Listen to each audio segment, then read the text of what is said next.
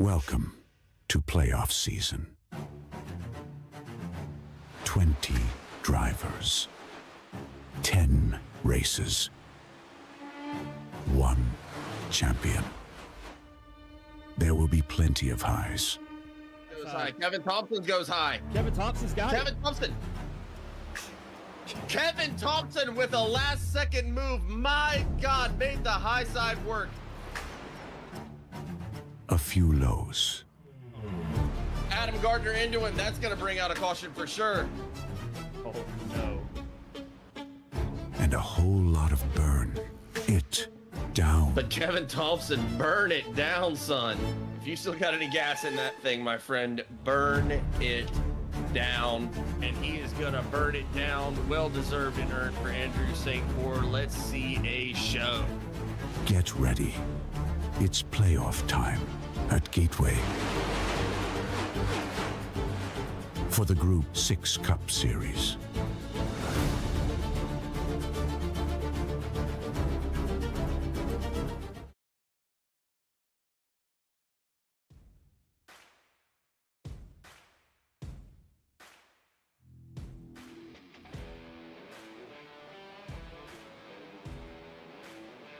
Ladies, gentlemen, boys, and girls, welcome to race number 2 here in your Group 6 Cup Series playoffs. Welcome to World Wide Technology Raceway. Last week we were at Darlington. This week we are at Darlington's Midwestern cousin. And we're excited for a wonderful night of racing here at World Wide Technology Raceway. As always, up here in the booth, my name is Hunter Foley. I'm up here with my broadcast partner, Jonathan Smith, and we are so excited to be bringing you the Group 6 Cup Series here for our NASCAR Trackside Outlet 150 here tonight. Before we get on over to the action, as these drivers are finishing up their practice and getting ready to get onto their qualifying times, want to make sure we shout out all of our wonderful sponsors. Make sure we stay out here paying the bills up here. As always, this is the Group 6 Cup Series, so special shout out, as always, to Group 6 for stepping up and being our series sponsor this year. Group 6 is a leading creative agency, and they are passionate about crafting cutting-edge websites, developing dynamic web solutions, and providing top-tier managed hosting services. Their mission is to help businesses of all sizes enhance their online presence. Explore their wide range of services at group6inc.com and see how they can drive your digital success. Special thanks once again to Group 6 for being our series sponsor this year. Once again, this is the NASCAR Trackside Outlet 150 here at Worldwide Technology Raceway. NASCAR Trackside Outlet is a licensed Lionel Racing dealer, and they offer products from Windcraft, Cap Smith, Brand Art Helmet, United Lifestyle, and JH Designs.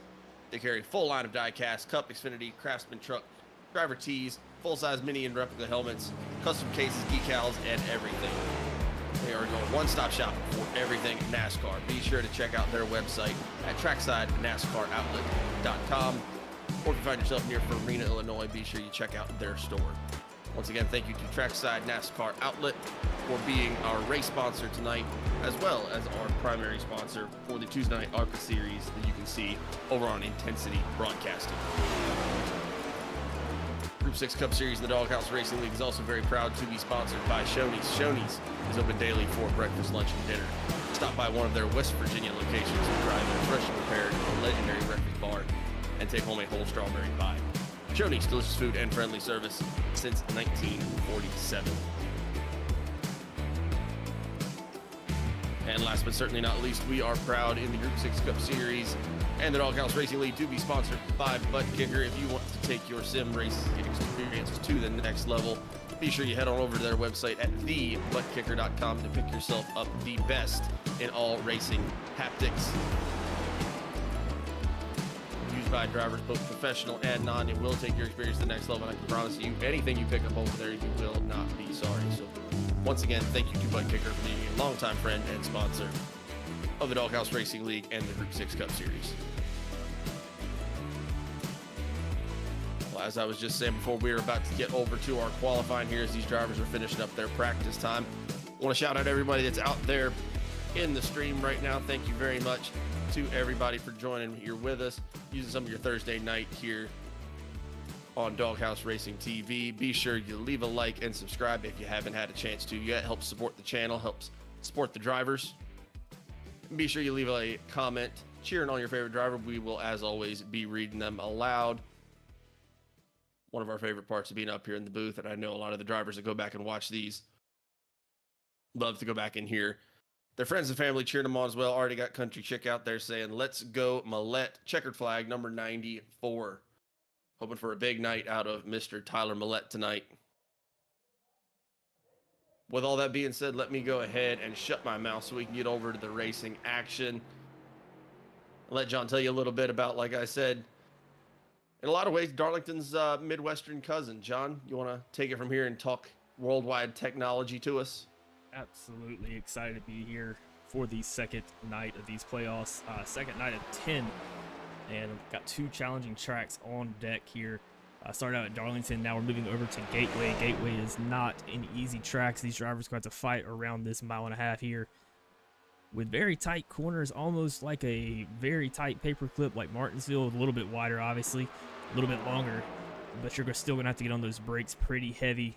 I hope you don't lock them up. These cars are open setup, so these guys will be adjusting their master cylinders to try to make the brakes a little more squishy, I guess, as you go through, so you don't lock them up and slide those tires. We're watching Steven Bonomo come through for his first qualifying lap here to see where he's going to get on the board.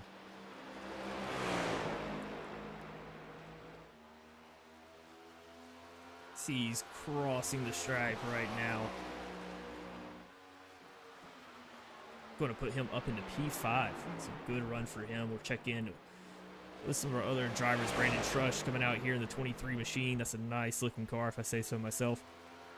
He's sitting P3 right now. Got Gary Clune making his lap. Already sitting in 9th place right now, trying to move up just a little bit. But yeah, this track is going to be a whole lot of fun. Pull up the weather for you on the right side. It's one of the tracks I like coming to because it does require a little bit of, a lot of input, a lot of skill. I really got to think about what you're doing and be careful, but tonight's going to be especially difficult with that track temp sitting at 107 degrees, 87 ambient temp outside. Not a lot of wind's going to mess with the cars tonight, but still that track temp's really going to affect those tires, and hope you don't slide them because you got to protect those things till the end. We got a lot of racing to do tonight here. We got 120 laps, which is 150 miles here at World Wide Technology, or Gateway, whichever one you want to call it. I know it's called World Wide Technology for sponsorship reasons, so might as well get them get their money as well. But we will be having stage breaks on lap 30 and lap 60. And when I say stage break, it's not a break in the sense of they will be throwing a caution flag or anything like that. It will just be for points. And as we were just saying, we are in playoff season here, so every point will matter, including these qualifying times. Jamie Horne looks like he's gone out there and put down our fastest qualifying time so far. Also was very fast in practice. Eric Wharman currently going to be sitting in that 2nd place qualifying position. Kevin Powell coming out here in 3rd place right now. Justin McMahon currently sitting in 4th, and Tyler Millette sitting in 5th. He was in that pole position there for a little bit. Then Brandon Trush had taken it away. And then Tyler got back up there and took it back, and now he's had a little bit of competition up there at the front. Speaking of competition at the front, your new 2nd place qualifier is going to be Andrew St. Coeur. So we've got a Jamie Horne, Andrew St. Coeur 1 and 2, much like our point standings right now. I have some developments for you just to cut you off here. We do have somebody qualifying on the track that you're probably not used to seeing out there. Josh Cully putting down some laps. Are pigs flying? Did you hear the horn? I thought he was going to qualify, and then it looked like he just kind of cut through, and he's going to mow the grass for us just to make sure it looks pretty good out here. But he must have heard us talking about him and pulled it right in. Just listening to a little too much Joe Diffie, man. I understand it. We've all been there. I was about to say, Josh Kelly's out here putting down a qualifying lap. I didn't hear the trumpet, so maybe I'm in trouble. Well, he brought it back in before he could actually get a qualifying lap down, so he is going to be in the pack still. But watching Adam Thompson go around here, he's the last guy on the track, just getting some extra practice time in, working those corners. It's like he's going to pull it down and move over to our warm-up session. They're going to have 5 minutes to get this thing warmed up. Last check on the car, last check for any sort of adjustments that you want to make, and then we will be gridding them up. Mike Leftwich in the comments saying, Simon, go back to back. And then got Sandra Horne as well in the comments saying, come on, Jamie, with another checkered flag and the number 98. We appreciate all the support that we've had over the course of the season, not just for the league and not just for us up here in the broadcast booth, but for all these drivers. Like I said earlier, it's one of our favorite parts of being up here in the booth, being able to read out all those comments of everybody cheering on their favorite drivers. Really, really cool, man. Makes tuning in here on Thursday nights even easier than it already is, but I'm excited for a good night of racing. Gateway's one of those kind of funny tracks where it's like, you know, the way it's kind of shaped, it's almost shaped like a Darlington almost. And you've got turns 1 and 2, which you hear a lot of different people talk about, but it's kind of like, I've heard New Hampshire a lot. Turns 3 and 4, you go back over there and it's like, that's kind of seems like it's got a lot of Phoenix to it. But either way, a lot, really tight turning radius, like you said, lots of brake input here. And if you're not getting on your brakes quick enough, or if you're burning your tires up too fast, then you're going to find yourself playing bumper cars with the wall here pretty quickly. Yeah, for sure. You're definitely getting on the brakes. It's going to make your car plow if you do lock them up. When I say plow, it means going right when you should be going left. Car's going to lock up, not want to turn. And you're not going to have a good time. But I do want to talk about some drivers who are having a good time out here. Is our top 20 in points right now going into this championship, or this playoff run for a championship. As I pull up there on the screen for you. Currently got Jamie Horne sitting in first place, even after finishing second last week. Finished enough races in the season high enough to score those bonus points, and he's going to be sitting in first, followed by Andrew St. Coeur, then Eric Wharman sitting in third, Kevin Thompson fourth, Justin McMahon fifth, Chris Simon sixth, Gary Clunan seventh, Adam Thompson eighth, Josh Culley in ninth, Zachary Miller in 10th, and Mike Leftwich, who is not, I don't think he's here tonight. I don't see him here. I know he was in the comments. I don't see Mike Leftwich. I think he's going to be supporting from the stands tonight. Yeah, and I think he's going to be supporting that 21 car of Chris Simon, who took the win Tuesday night in the Doghouse Racing League for their Tuesday night ARCA series. That is also sponsored by Trackside NASCAR outlet. NASCAR Trackside outlet. Shout out NASCAR Trackside outlet. And I'm trying to remember where we were at. We were at Texas. I believe so. Absolutely. You can go back and watch it on Intensity Broadcasting, but Chris Simon had a beautiful run, managed the tires really well, bested me out there. I finished behind him trying to catch up with him, and I could not catch him, and got to the end of the race and realized there's no chance I would catch him. I think he told me after the race, he's like, you were catching me, you had me a little bit there, and I was like, no, man, I'm telling you I didn't. Yeah, if you enjoy hearing the sounds of Nap Daddy Racing up here in the booth, you can check us out as well on Tuesday nights. We're not up in the booth, but hopefully we do well, and you can hear us in the interviews after the race. Like you just heard John saying there, finished second on Tuesday night to an amazing run by Chris Simon. Yeah, usually people say 10 more laps, I would have had you. I told him 10 more laps, you would have been like way 6, 7, 8 seconds in front of me, because I had burned him up, and he just did a really good job saving tires and having a fast car all night. So looking forward to seeing him out here trying to get a good run, get some points for himself and that Shoney's team.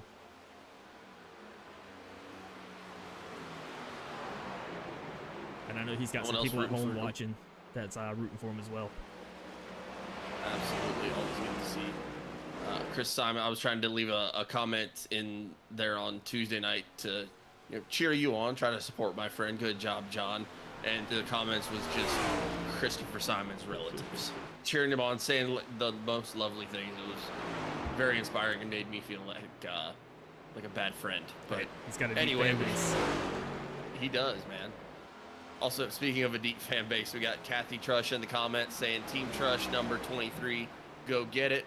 But then also saying go Jamie number 98. I love the support that Kathy has had all year, not just for Brandon, but also for Jamie. And then Sandra returning the favor saying, hey, Kathy, hope Brandon has a good night too in his 23 car. It's just You love to see it. Brings a tear to your eye almost. Good, competitive fun. Just the boys out here having a good time. Yeah, we saw both of those guys battle it out on the road courses at, I believe it was Sonoma and Watkins Glen earlier this year. That is correct, sir. I want to make sure I get those right. You know, just me and road courses don't get along too well, so I keep their names up my mouth a little bit. Yeah, they don't like you, so you don't talk about them. Yeah, that's how it goes. But we are about to grid up here as we get some cars come up to the starting lineup. Trying to wait till we get some leaders up here. We'll do a grid walk down so you can see where your favorite driver is going to be starting tonight. Again, this is going to be the NASCAR Trackside Outlet 150. And these guys are going to be pushing it to the limit, trying not to burn them up on this hot track tonight. Trying to keep the car from under. You're not going to see a lot of spins on the entry, more plowing, but you're probably going to see some guys getting very loose on the exit of 4 and 2, and that's something to really watch out for, because you can get aggressive here and throttle out early, but it is going to size your car up to the top, and you might run into somebody else trying to get around you there. So I think we have enough cars here to get a grid walk down if you would like to start us off. I'd be more than happy to. Once again, here in the pole position tonight, we have Mr. Jamie Horne, your points leader, and he's going to be followed up in second place by Andrew St. Coeur. Andrew St. Coeur in that 12 car. Once again, going to be your second place driver for our point standings. Eric Wharman going to be starting in third place tonight. Kevin Powell going to be starting in fourth. Justin McMahon going to get fifth position. Todd Millett's going to be going off in sixth. Christopher Simon going to be starting in seventh. Brandon Trush starting eighth. Joshua Hart going to be starting ninth. Steve Bonomo is going to be rounding out your top 10 here tonight. Joe McKnight in the 51 car is going to be starting in 11th. Gary Clune is going to be in 12th. Adam Thompson is going to be starting in 13th. Daniel Wilkerson, our fearless leader and admin for the Doghouse Racing League, going to be starting in 14th. Mark Dumont is going to be starting 15th. Kevin Thompson is going to be starting 16th. Gary Armijo is going to be in 17th, and Richard Leclerc is going to be in 18th. That is going to be the end of your drivers that put down a qualifying time. So after that, it will go based on I rating for your next 3 positions. Shout out to Eric Wharman for correcting me on that, so I don't continue to sound like an idiot up here in the booth. So your 19th place is going to go to Josh Cully. 20th is going to go to Tony Martin, and 21 is going to go to Bill Gentry.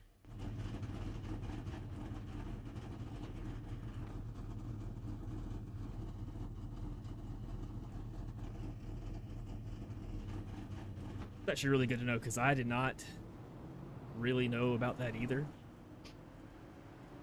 I told Eric when he told me that, I was like, I was completely assuming that that's what it was, because one time when we didn't have, very early in our broadcasting careers, I had no idea, and so instead of just bumbling over myself and sounding like an idiot, I was like, I bet it's practice time.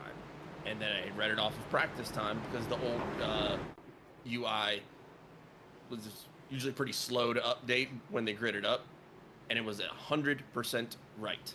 And so from then on out, regardless of whether it was right or not, that's what I thought it was. Spoiler alert, it was not. So shout out to Eric Wharman for making sure that I stay on the straight and narrow on that one. I appreciate it very much. But we are getting ready to get this thing underway here for the NASCAR Trackside Outlet 150 here at World Wide Technology Raceway. Again, or Gateway, whichever one you call it. That is going to be 120 laps of action tonight. We will have those stages at lap 30 and lap 60, so be on the lookout for these drivers to really start to kick it up a notch around those stages, because every point will matter as this playoff season continues.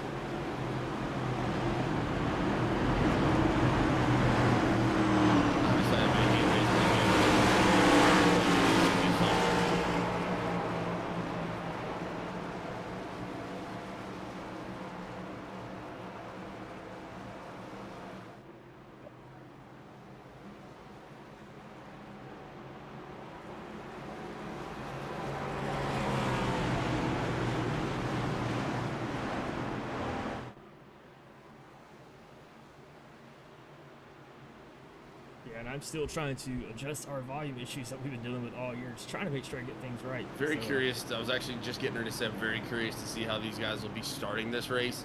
And I just heard Andrew St. Coeur come over the radio. They were talking about what gear to start in. And he was thinking about starting it first. And he said, guys, that's sketchy. Yeah, I've been trying to get some audio stuff right to make sure we're all good. So if it's too loud, too soft, let us know. I've been trying to make sure that there's more car audio than us audio, because that's what you care about here.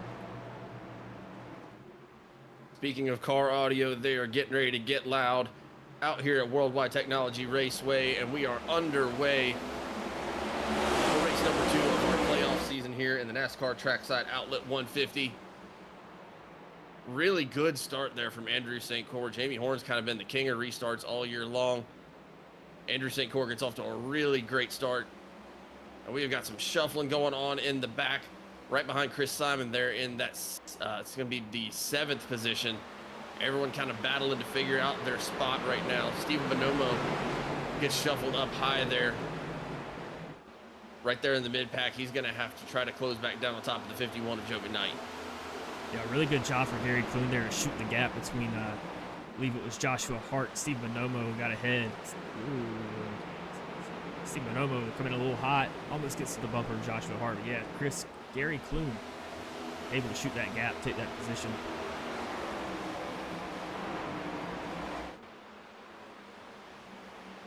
Closer and so up with here. these corners, I'm sorry, go up here to the front.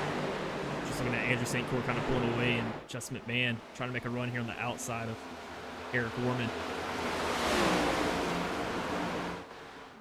see these guys already battling to try to figure out where they want to be, figure out what line they want to be running, because there's all sorts of different action going on out here on the racetrack. Saw the 14 of Mark Dumont there. You're trying to fall in behind the 71 of Adam Thompson. Was coming in a little bit too hot, had to bounce it back up high to get out of the way. What do you expect to see tonight in terms of trying to pass Gateway? We talked about before, Gateway is one of the tougher tracks to pass up with all these really tight corners and how much it narrows out. What's kind of your key to being able to move forward? I hate to say it, I don't like a dive bomb, but you might have to run kind of a dive bomb, but really try to get your nose there on the inside as you're going down these back stretch and front stretch. That way you're setting up your corner. You're not doing anything that's, I mean, not illegal, but just not in the racing code of ethics, you know, just dive bombing somebody into a corner. But you're going to see Jamie Horne try to look down right now. I don't think he will this time, but he's going to have to get his nose down before Andrew St. Coeur does. Problem is, it's going to be extremely hard to pass anywhere but the low side here at this track. I know we've talked about that before too, how you'll see guys that kind of ride up on that kind of middle to high lane, which is going to be a little bit easier on your tires. Oh, we have a car spinning off the track there, back in the back. Sounded like a hard hit. It's Gary Armijo. He's going to go ahead and have to tow it. I think we're going to stay green here.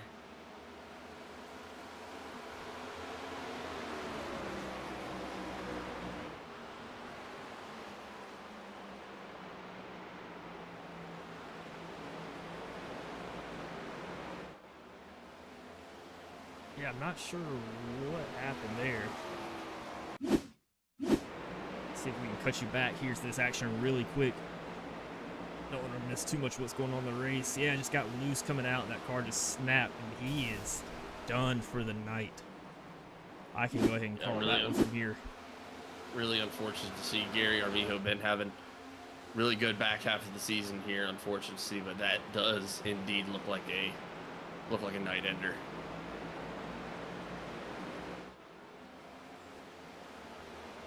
I know you talked about that kind of in the pre-race, how that's going to be the thing to watch out for here at Gateway. As you start thinking you have the speed and you found the line that you want, you're trying to go into these corners a little bit too hot. Your car's going to get so tight that it's either going to send you up into the wall up high, or you're going to end up snapping and unfortunately have exactly what happened to Gary Armijo there happen to you.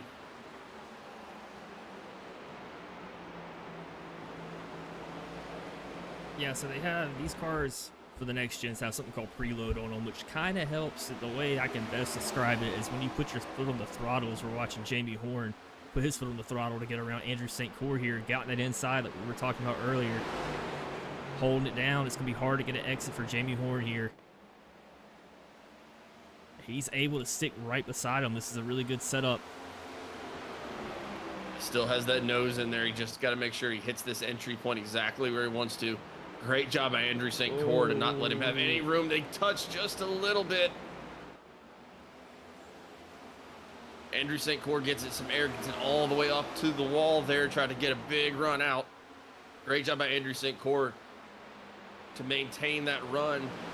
Pull it side by side again. What a battle for the lead here on lap 9.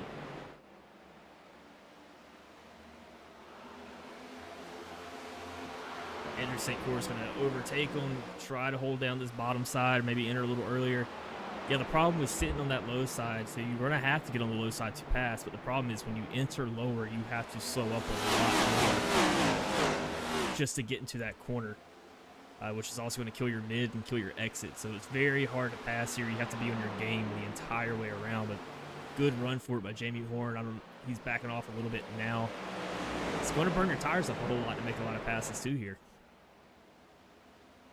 I mean, you're expecting with 120 laps here. I mean, I believe these guys have 3 sets of tires here tonight, and depending on how the pit strategy ends up looking, whether we stay green or not, I mean, I think in a perfect world, these guys would like to use every single one of those sets of tires, because I mean, you're going to be feeling it on those things by lap 30 here.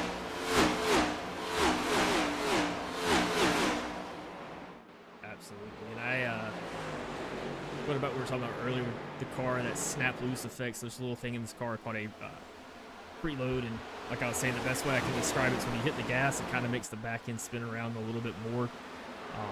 Also have a track bar that you can adjust the stiffness of it, kind of helps to roll the car as it goes to the corner. And you want to set it right to the limit, and it's hard to find that limit, but if you go just over that limit with that track bar, that preload, it can definitely snap loose. And I think I was talking to you last week about it. You can't really tell sometimes when that car is going to snap. It just does it. That was, I believe that was Tuesday night that we were actually talking about it, because we were talking about the ARCA cars and how it seemed like they were going to spin. And you're like, it actually kind of takes forever for these cars to go around. You know, you can hear it in your tires. You can hear it, your back end just going out from under you for maybe 2 or 3 seconds before it actually snaps and goes. But especially at a track like Gateway and these next-gen cars, all you're really going to feel is it start to get tight and then have fun. Yeah, so with those ARCA cars, the way they're set up, man, I feel like like you said, you're spinning forever. You can hear the tires, you can feel the vibration in the wheel and the sims that you have. And then finally the car will start going around if you do nothing to correct it there. These next-gen cars, especially the open setups, they can just snap on you in a second, and it's actually called the snap loose effect.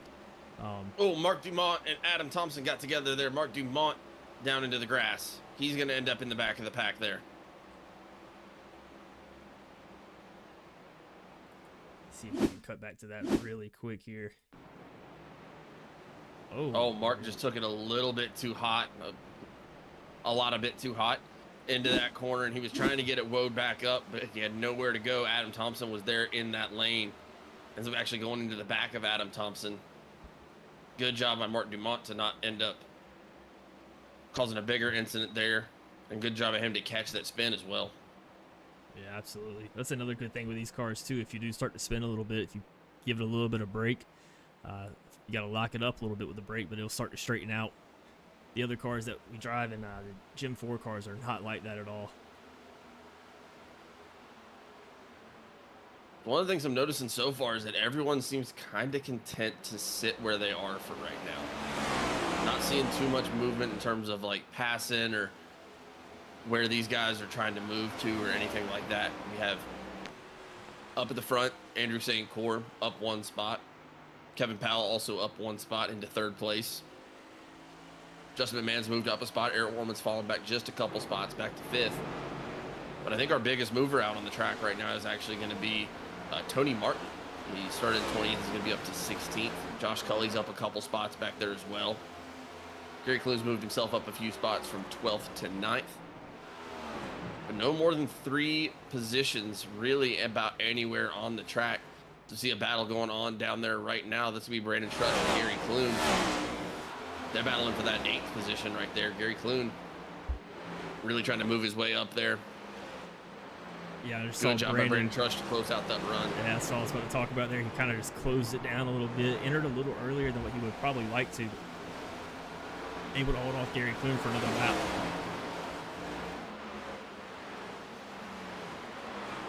It's a really good move by Brandon right there. Looks like Kevin Powell's actually gotten around Justin Mann here, and he is starting to put some time on these leaders as well. 34.038 for Kevin Powell. Last lap, Andrew St. Coeur with a 34.155. Kevin Powell is a man on a mission right now, and that Tractor Supply 93. Oh, but he gets into the wall.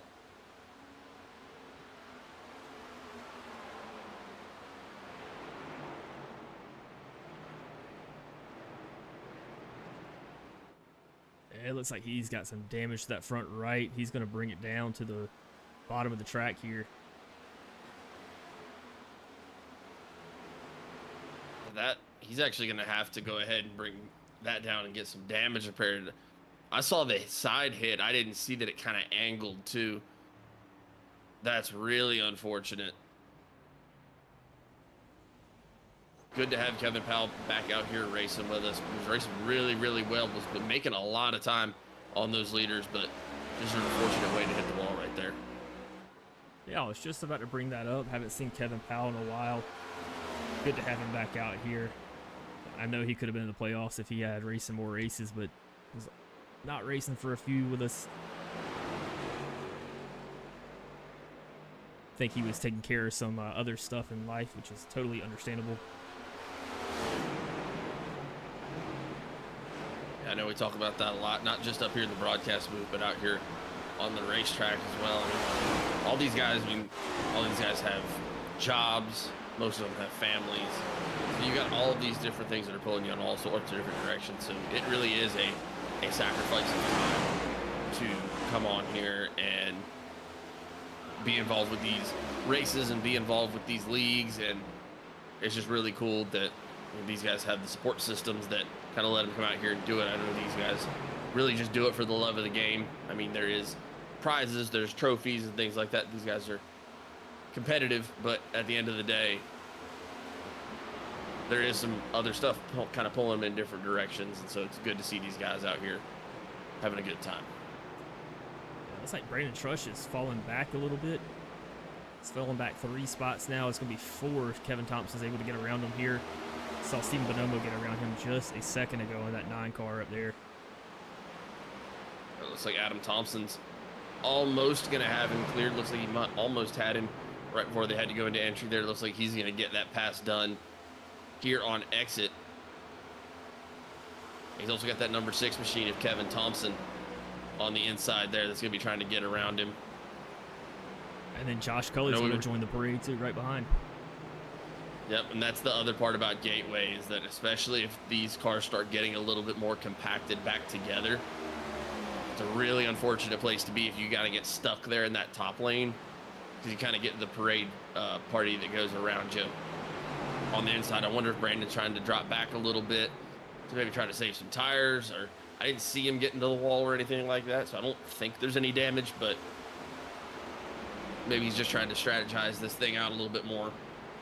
It's also, as we are getting ready to come into lap 25. Yeah, if you get stuck on that high side, it is so frustrating. I can speak from experience. I mean, the people are doing nothing wrong around you but making the pass, but it's frustrating not being able to get back to your line to run what you want to run, because you're going to continue to fall back if you're not running your line. So you really got to make sure you try to close that door quick and get down there. If you don't, what we just saw, he lost about 4 spots there over the span of 5 laps. 100%. And then it looks like I actually just saw the 14 of Mark Dumont. He was running back there in 19th. He's going to call out that he's going to be going ahead and bringing it down. We saw him just a few laps ago, carrying around a little bit too much momentum going into that corner and got into the back of Adam Thompson just a little bit. He's going to have to go ahead and bring it down.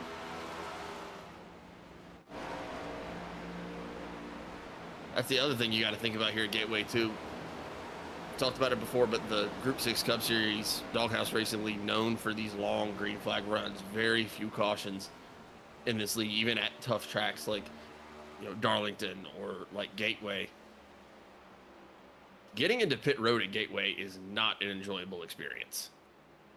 Yeah, because your car is set up for the banking that you have here, and then to get on a pit road, you got to take that super flat surface around there, and you want to be fast, but you can't be too fast around it because you end up in the grass.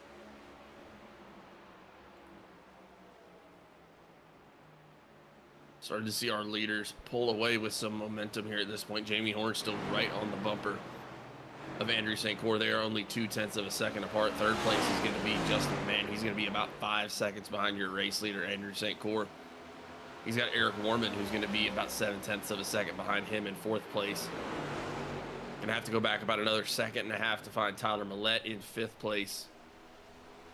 And then he's got about 0.5 second on Chris Simon, who's currently sitting in 6th. Only our top 8 drivers right now, end of that train, is going to be the number 32 machine of Joshua Hart. Are going to be less than 10 seconds away from our race leaders. 9th and 10th are 10 and 11 seconds back, respectively. But we were talking just a few minutes ago about how we hadn't seen too many drivers making moves just yet. And then Josh McCulley says, hold my beverage of choice. Decides to get back out there and do some driving. He's now up 9 spots from 19th to 10th. And Kevin Thompson in front of him, also a man on a mission, up from 16th and 9th.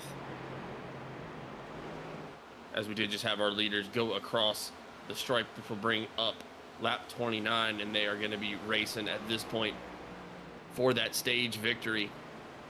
Again, there will be 10 bonus points to the winner of each stage. That will decrease by 1 as the positions go back by 1. 9 points for second, third, 8 points for third, so on and such forth.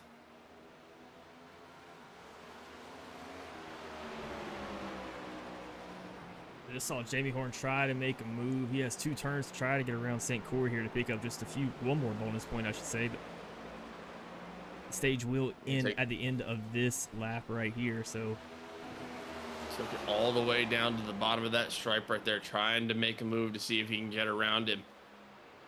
Like we're just talking about, you saw Kevin Thompson and Josh Cully make some big moves in the last 3 laps to get themselves into the top 10 so they can get some of those bonus points.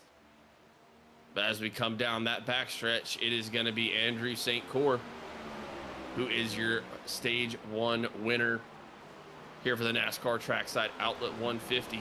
Oh, he gets loosened all the way up into the wall. Really kind of a hard hit there for Andrew St. Coeur.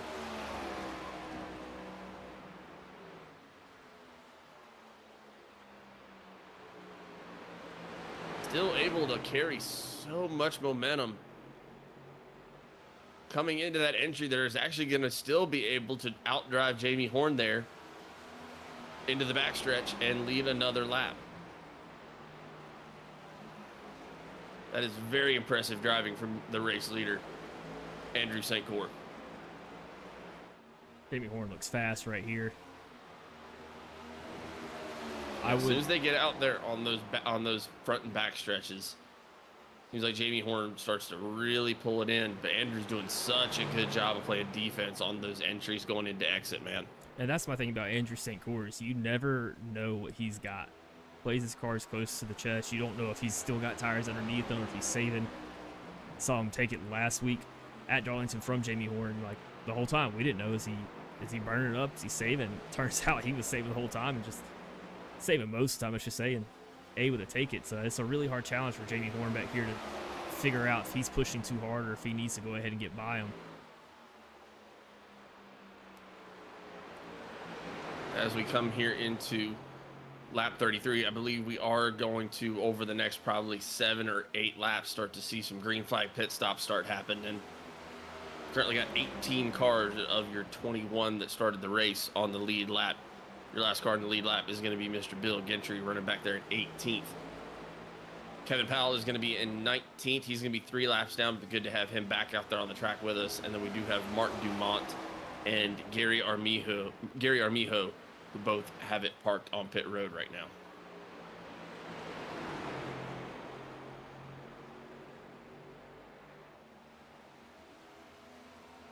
Oh. Caution flag is out here on lap 34. I was trying to cut over to it because I saw the red flash up over here, but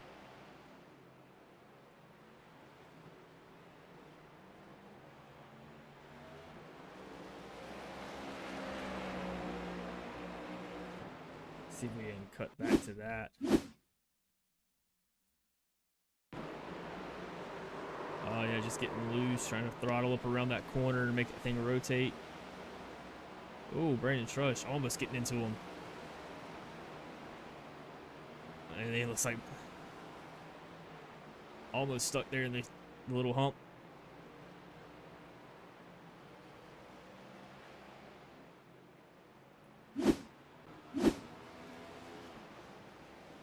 Also, while we're here, we're going to go back to that pass Jamie Horne was trying to make on St. Coeur. You said St. Coeur hit the wall. Not sure if this is too far up.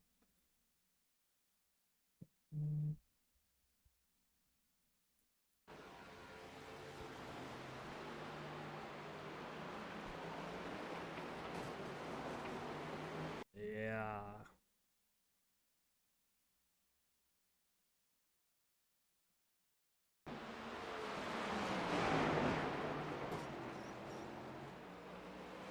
That is not a soft hit either.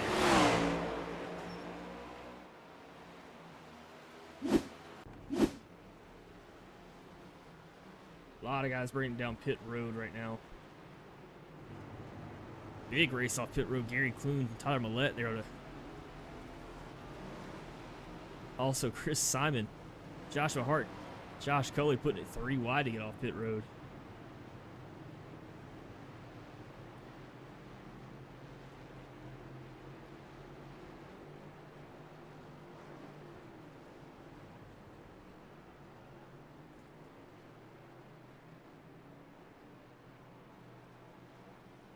So lap 36 guys going to start bringing it down pit road. I'm not sure if that is actually going to be the fuel cycle for them, if they might have a little more in the tank. Looks like Mark Dumont stayed out.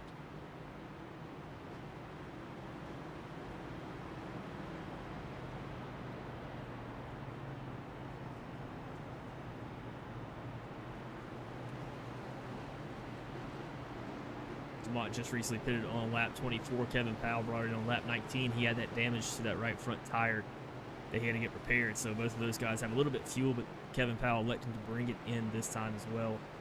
But it's going to shape up your front row. Jamie Horne, Andrew St. Coeur. Then you got Tyler Millette, Gary Clune, Kevin Thompson, Chris Simon, Josh Cully, and Joshua Hart. Yeah, talk to me a little bit about that caution and what you saw there happening. I just saw the message come through where it looks like Justin McMahon is going to be serving the EOL for that one. I'm not sure why Justin McMahon was serving the EOL for that one. He was nowhere close. Yeah, it might just be a mistake on the chat then. I actually think now that you say that, I think I just heard Steve Bonomo say that he was going to be taking the EOL as the pace car pulls off the track, takes that hard left turn once again, and we're about to get back to racing. Lap 38 here as they cross the stripe. There's the restart, which let us know from Mr. Jamie Horne. Andrew St. Coeur pulls in right behind him. Oh, and they're starting to check up toward the middle of that pack too, really, really hard.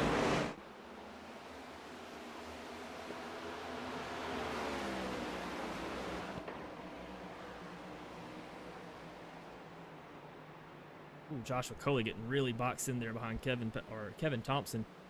Joshua Hart had a slam on brakes. Also see Tony Martin in that blue tube back there. Haven't seen Tony Martin in a while. Good to have him back. Joshua Coley riding the right side of that quarter panel from Kevin Thompson. Thompson trying to work around his teammate Gary Clune. They might go 3 wide here. Kevin Thompson decides not to, falls in right behind.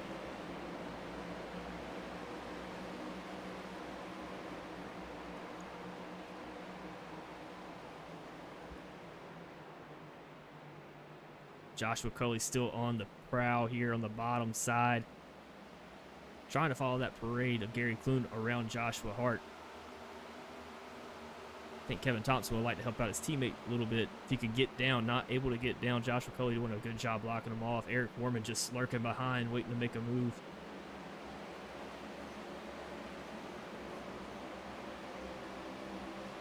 Starting to see a lot more movement out of these guys here on this new green flag run here.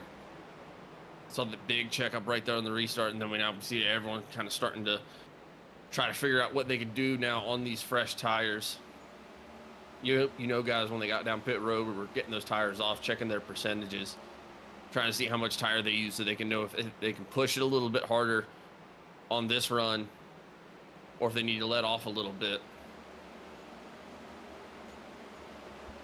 Yeah, I think Joshua Coley right there is getting very frustrated in the spot he's at, knowing that he's a little bit faster for a car, just unable to get around the traffic right now. And he's just completely boxed in there. Got that machine of Eric Wharman's there on the high side. Eric Wharman's still very fast again on fresh tires. For the next couple laps, while they're on these fresh tires, Eric Wharman's really going to be able to hold that high side pretty well. You can also see it slip back just a little bit as the tires age. But Josh Kelly's a man on a mission right now. He doesn't want to sit and wait.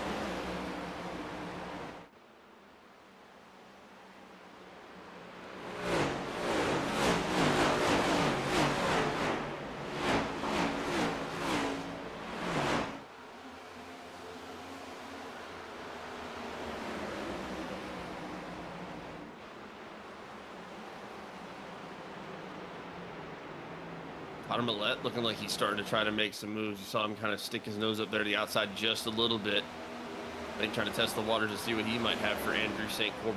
Right behind him, you got Christopher Simon looking very, very fast, looking like he might be trying to figure out a way to make his move.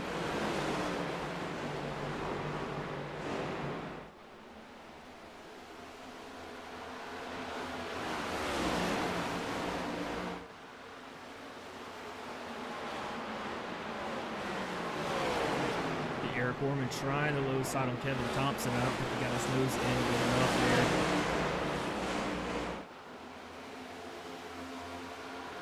Just didn't quite have it, almost got it. Here goes Josh Cully again, gets down to the inside, trying to see what he can make happen. I think he might have gotten to the inside a little bit too quick right there, as he lost a lot of the momentum when he's running right there before that entry. We saw him just a few laps ago battling with that Kevin Thompson machine up there in the 6th.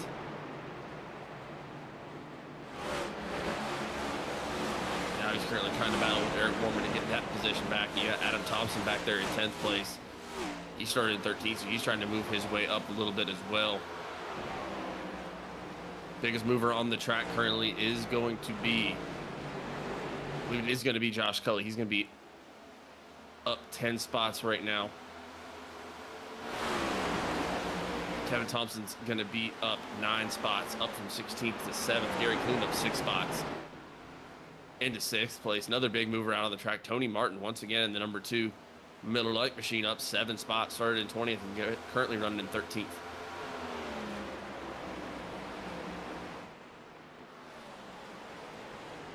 Yeah, we missed the pass. Chris Simon getting around Tyler Millette. I'm not sure what happened there. Tyler Millette falling off a whole lot here. Chris Simon taking full advantage.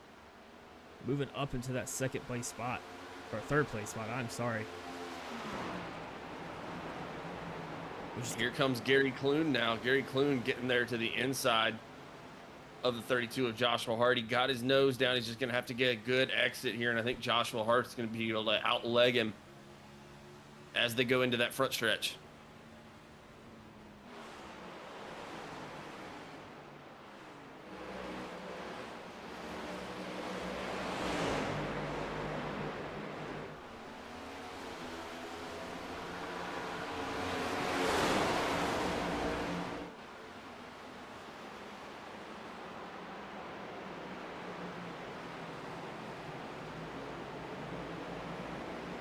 Kevin Thompson making a really good run on the high side there. He's going to be able to get around Gary Quinn. Joshua Coley jumping down to the low side. He's going to try to push his nose in here. Not going to be able to do it.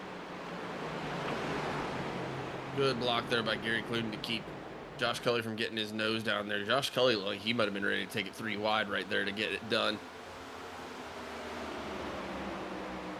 Really good battle going on here between about your 5th and 8th positions right now. Here comes Joshua Hart trying to get that position away from Tyler Millette. Kevin Thompson's going to try to follow right behind him. And you can see Josh Cully going in there as well. They are going to get 3 wide there for just a second. As he's going to go side by side with Gary Clune. They're both going to go all the way up to the top of the track, trying to get that fast run out. Josh Cully's really going to have to send it into the corner here. Oh, you saw the 94 and the 6 touch just a little bit there. Oh, Gary Clune touches the wall. Josh Cully and Eric Wharman are going to get around.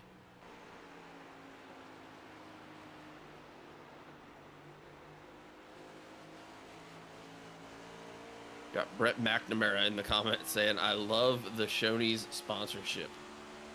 We do too. Shoney's longtime friend and supporter of the Doghouse Racing League and the Group 6 Cup Series. We appreciate them very, very much.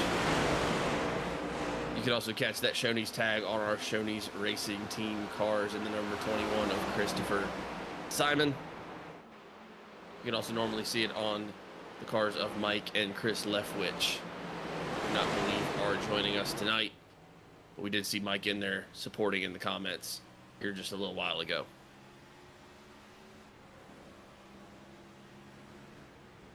I wonder if Tyler Millette has got damage of some sort. Just the way he's kind of losing it on straights almost. I mean, he's not getting a good exit there. Can't get to the high side to get his line, but falling back a whole lot of spots here over the past few laps. It doesn't He look was he's about pushing 10 He was about 10 miles an hour slower than those guys on that straightaway. Like you said, I'm not sure. I didn't see anything that happened that would make me think that he had any sort of immediate damage that would cause, a 10 mile an hour loss of speed. That would have to be a pretty good bump there, and I haven't seen anything that maybe he's just trying to sit back and relax for a minute. Maybe it's a strategy play. I'm genuinely not sure.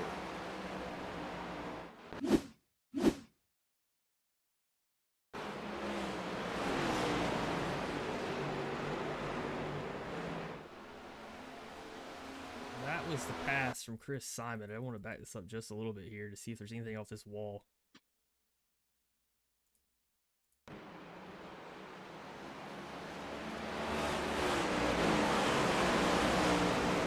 No, I mean, he dusts the wall a little bit, but barely enough to get the dirt off of it. Which I don't think that has anything to do with it, but checking in with our leaders here. Jamie Horne still out front. Andrew St. Coeur trying to chase him down. Kind of like the flip of what we saw in the first stage as the second stage is about to come to an end. Yeah, I'm very curious because when we saw those pit stops, I would have to imagine that Andrew had some sort of damage after popping the wall when him and Jamie were racing on that first green flag run. Unless I missed something, it didn't look like Andrew St. Coeur sat on pit road any longer than a normal pit stop, at least not to me. No, I think he was in and out. I mean, if he had damage, I don't know. Like, he's still handling it pretty well. We'll check in on the cockpit with him, see how he's whipping this car around here. Big thing to look for is if his hands are moving a lot more than they need to as they go into the corner. Which, I mean, doesn't really look like it when he gets out on the straights. I don't see that wheel tape going right or left. Sometimes when you hit the wall, like the wheel tape would be pointing one way and you're trying to drive the car the other way.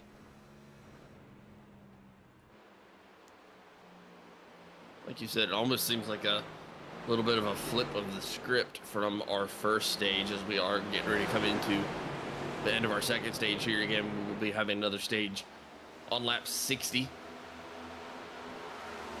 Once again, no caution or anything like that for those stages, just will be for bonus points for these drivers for the playoffs. But Andrew St. Coeur got out in front of Jamie Horne on that first start, that first green flag of the start of the race. was able to really pretty much hold it all the way through that first stage. I believe he either went wall to wall or maybe didn't lead one lap. But really, really dominant first stage for Andrew St. Coeur. Again, unsure if Andrew St. Coeur's maybe dealing with a little bit of damage at this point, or if he's just trying to take it a little bit easier, maybe expecting a longer green flag run here in this second stage. But Jamie Horne been able to get back out in front, and he's been able to lead the majority of this second stage. And he's actually continuing to grow that lead on Andrew St. Coeur a little bit. Gained about 0.2 of a second here over the past 3 laps.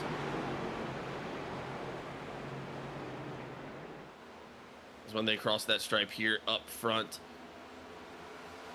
That'll be for lap 59. 2 more laps to go until the end of the stage.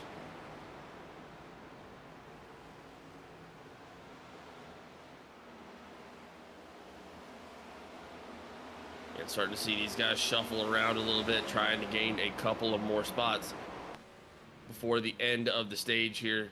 Get those bonus points for the playoffs. Again, this is the second race of the playoffs here in the Group 6 Cup Series and the Doghouse Racing League. Started it last week at Darlington, and then next week we are headed to Bristol, where anything can and does tend to happen.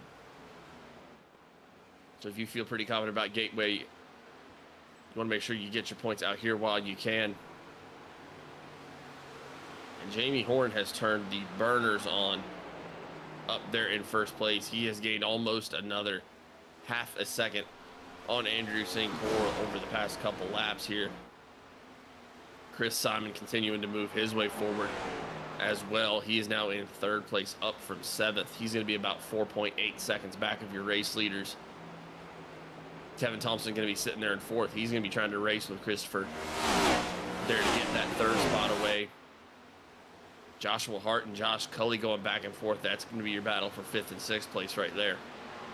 I saw Adam Thompson try to stick his nose down below Eric Wharman a little earlier. Wasn't able to get it. Eric Wharman running a little bit higher through those corners. I'm not sure if that's by default or if he's washing up just a little bit since going through the corners. While you see those guys out there battling, that is going to end our second stage here tonight. We were just talking about a little bit of a flip of the script from the first stage. Andrew St. Coeur very dominant in that first stage. Jamie Horne going to be much more dominant here on the second stage, as he is going to take the win for stage 2. Andrew St. Coeur going to come home in 2nd. Chris Simon going to get 3rd place in that stage. Kevin Thompson going to get 4th, and Joshua Hart is going to get the 5th place position there.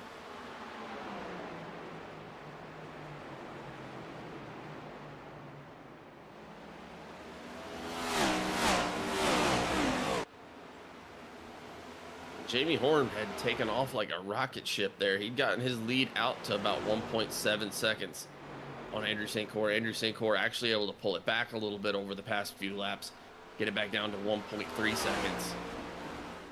And that's going to be your battle for 1st and 2nd. A lot closer race going on back through the rest of the pack, though. Kevin Thompson and Christopher Simon only 0.6 of a second apart right now from 3rd and 4th. Lots of battling going on there once you get to that 5th through 8th spot right there. That's going to be Joshua Hart at the front of that pack right there. And he's got Josh Cully and Adam Thompson side by side racing for 6th place. And while they're up there battling, Eric Wharman and Gary Clune are trying to get their way into the mix there. They are directly behind them, less than a half a second. Don't count out Justin McMahon or Brandon Trush. That 24 and that 23 car are currently battling. That's to get into the top 10 spot. Looks like Brandon Trush actually going to make a pass right there. Going to get around the 24 car of Justin McMahon. And he's going to be back inside the top 10. I don't want to cut back here to this action going on here with Adam Thompson, Josh Cully. Cully keeps trying to get his nose down to the bottom side. Adam Thompson doing a fantastic job on the defense. kind of spreading the gap a little bit. I know Adam Thompson would love to get Joshua Hart behind him to get a little separation. Oh, Josh Kelly pops the wall twice there. One hit's never good. 2 hits is always bad. So is that like a going from bad to worse scenario? Is it, you know, one hit might just, you know, kind of knock things back into place, knock some sense back into you, and then after that, you're just damaging the car? Yeah, I mean, one hit rings your bell, the second hit can knock you out. Really talking about the tire there, when you have that toe leak, sometimes, usually, when you hit it twice like that, that second hit seems to always be the one that pops that toe leak. But it looks like he's doing fine right here. I just see him slow pace just a little bit there in that last lap.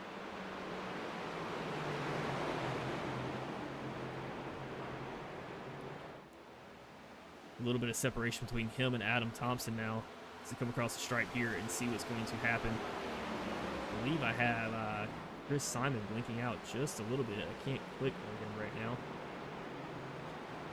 Chris was all the way up in the wall there for just a second. You're going to see these guys start to clump up behind him.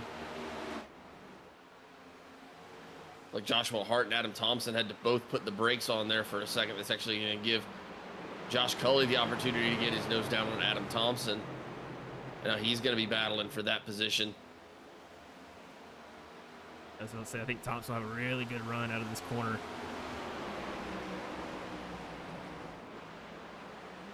He's going to get the job done there, but we're going to have another clump right there as Adam Thompson has to get on the brakes to avoid that bumper of Joshua Hart right there. Don't look now, but while all this is going on between Joshua Hart, Adam Thompson, and Josh Cully, Eric Wharman and Gary Clune continue to close that gap, and Brandon Trush has been making up a ton of time behind them. Was about a second behind them just 3 laps ago. He's now only going to be 0.7 of a second away from that bumper of Gary Clune.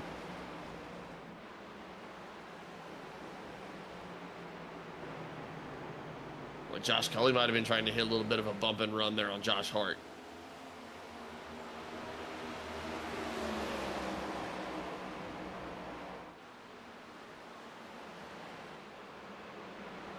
The line that Joshua Cully is taking, I keep calling him Joshua Cully because Joshua Hart, but Josh Cully is taking here is one unlike anybody else on this track right now. We'll try to get back to it as he goes through turn 3 and 4.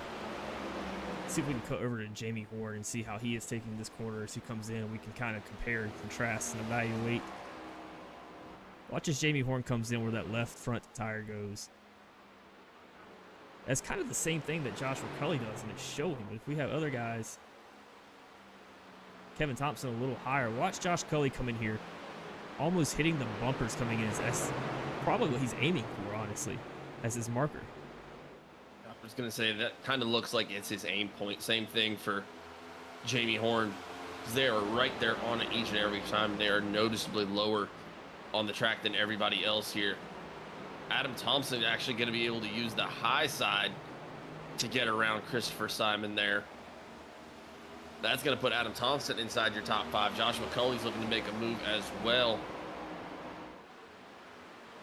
Joshua Hart's going to be having to battle right here as he's kind of stuck up there on that high side. He's got the parade going around, or trying to go around him on the low side there. He's got Eric Wharman side by side with him. Gary Clune was right there on the bumper of Eric Wharman.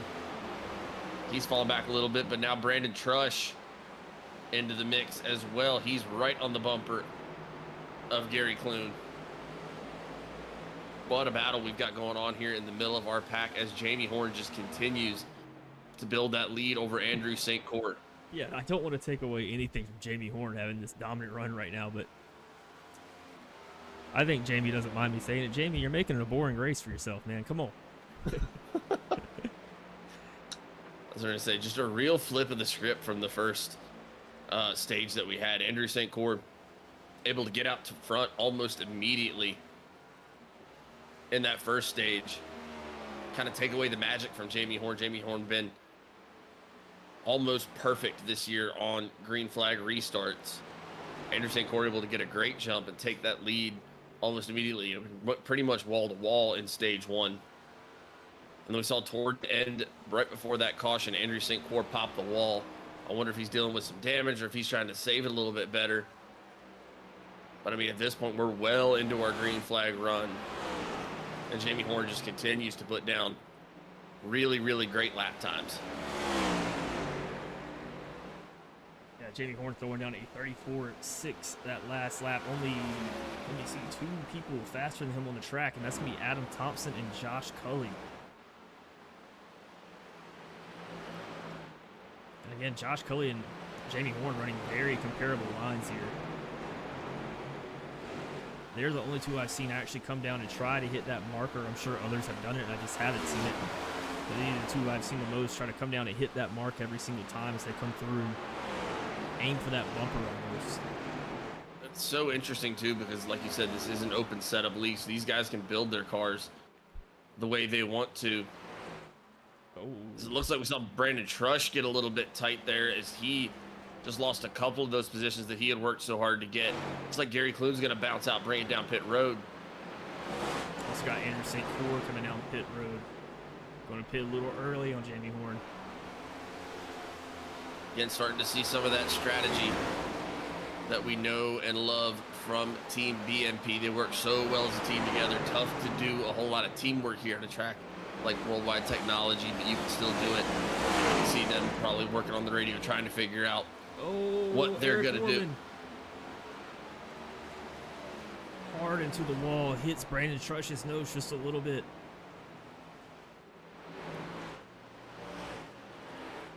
I don't think he's able to turn that car, so he's going to try to get it through the grass and out of the way of Kevin Powell there. I don't believe we have a caution I think out on the track. Yeah, he's doing his best to try to get it in pit road, so there is no caution. He cannot turn it left. I've got a cockpit cam on him right now. Pushing that thing to the left as hard as he can. It was not turning for him. I wonder what happened. It looked like he just snapped up high into the wall. Yeah, I believe that is going to be what happened. And Jamie Horne, we talked to him last week about his strategy. Him and Andrew St. Coeur were doing one pitted first, the other one after. And Jamie Horne told us that he went immediately after St. Coeur pitted and tried to make a little bit of a defensive strategy. We see the same thing here tonight as Jamie Horne just brought it down pit road. Just exited now and get back on the track. That is going to give the lead there to Andrew St. Coeur's teammate Kevin Thompson, who's still out there on the racetrack. Same for Josh Cully, still going to keep it out there. Joshua Hart, Chris Simon for Shoney's racing team. Daniel Wilkerson out there, and looks like Stephen Bonomo as well, keeping it out there. Brandon Trush just now bringing it down onto pit road. He was about an inch away from getting some pretty serious damage there from that Eric Wharman wall hit right there. Yeah, I think he did take a little bit of front end damage to that.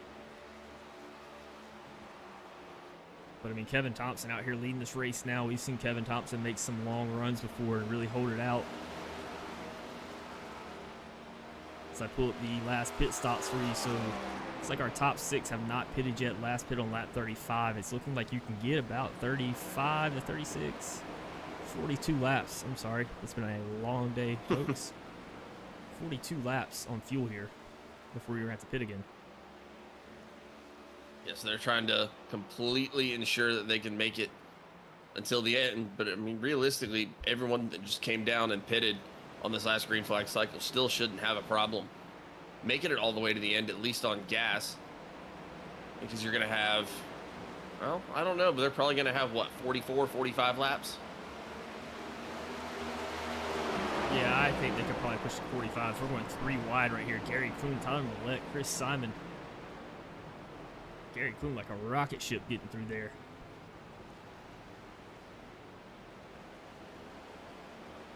You are going to see some kind of shuffling out that's got to happen, as we still have cars out on the track who are still going to need to pit.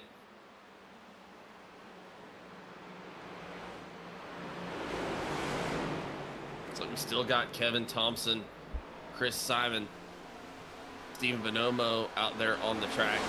Bill Gentry, I don't believe, has brought it down yet either. Correct, sir. And then right behind them, you've got Jamie Horne and Andrew St. Coeur, who both remained on the lead lap following those green flag pit stops. Same for Justin McMahon.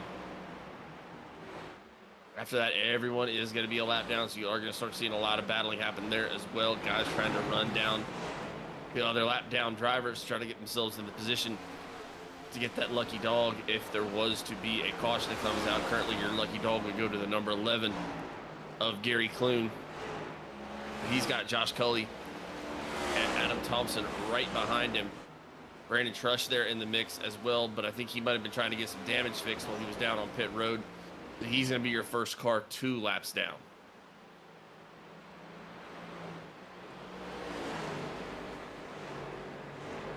Got Mark Bates in the comments saying, come on, Adam T. Tonight is your night. Rooting for the number 71 machine of Adam Thompson. Looked like he had a absolute rocket ship, him and Josh Cully, over the course of the last about 10-15 laps of that green flag run. They were the only 2 cars that were faster on the track than Jamie Horne, who was still setting a dominating pace out there in front. As we see things start to switch over now, as Kevin Thompson is bringing it down pit road, as well as Christopher Simon. Steven Bonomo kept it on the track, almost lost it there going into entry right there, but he's going to be bringing it down. That is going to give the lead of this race, I believe, back to Mr. Jamie Horne. Oh, Steve Nomo's around. He was trying to get down pit road. And he's got to try to get it back on, so he's got Bill Gentry right behind him.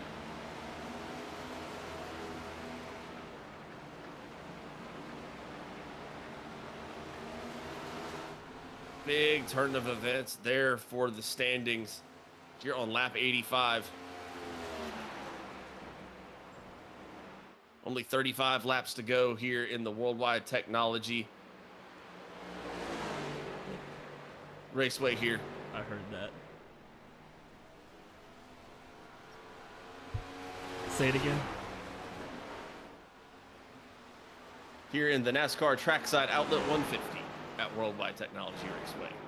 Was what was supposed to come out. I was going to see if you could say Worldwide Technology 3 times for me. They say that 3 times fast. I feel like if I did that, the R's would just disappear out of that.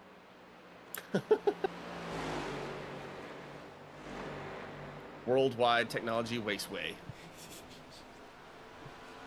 It sounds adorable when you say it like that. But once again, with our jokes out of the way, and by jokes I mean my speaking ability, thank you to everyone who has joined us and using some of your Thursday night here with us in the Doghouse Racing League and the Group 6 Cup Series. We appreciate it very much. If you haven't had a chance to, please do leave a like on the stream and subscribe if you haven't, so you don't miss any of the playoff action that we have coming up over the rest of this season. We appreciate each and every one of you that's come in here to hang out with us tonight. I think we got 14 people out in the stream right now. Thank you so much. Once again, also shout out to all of our sponsors for this race. In Group 6, our series sponsor, NASCAR Trackside Outlet being our race sponsor, and to Shoney's and Butt Kicker for continuing to be sponsors and friends of the brand even after all this time. We appreciate each and every one of them for keeping these cars out on the track and us up here in the booth. But now that we have cycled through all of our green flag pit stops, we have a very shuffled up standing. We have Jamie Horne and Andrew St. Coeur back at the front of this thing. They're for 1 and 2. Andrew St. Coeur is going to be about 1.6 seconds behind Jamie Horne right now. Justin McMahon's currently going to be running in 3rd place. He's about 8.4 seconds behind Jamie Horne. Josh Cully going to be in 4th place right now, 12.7 seconds back.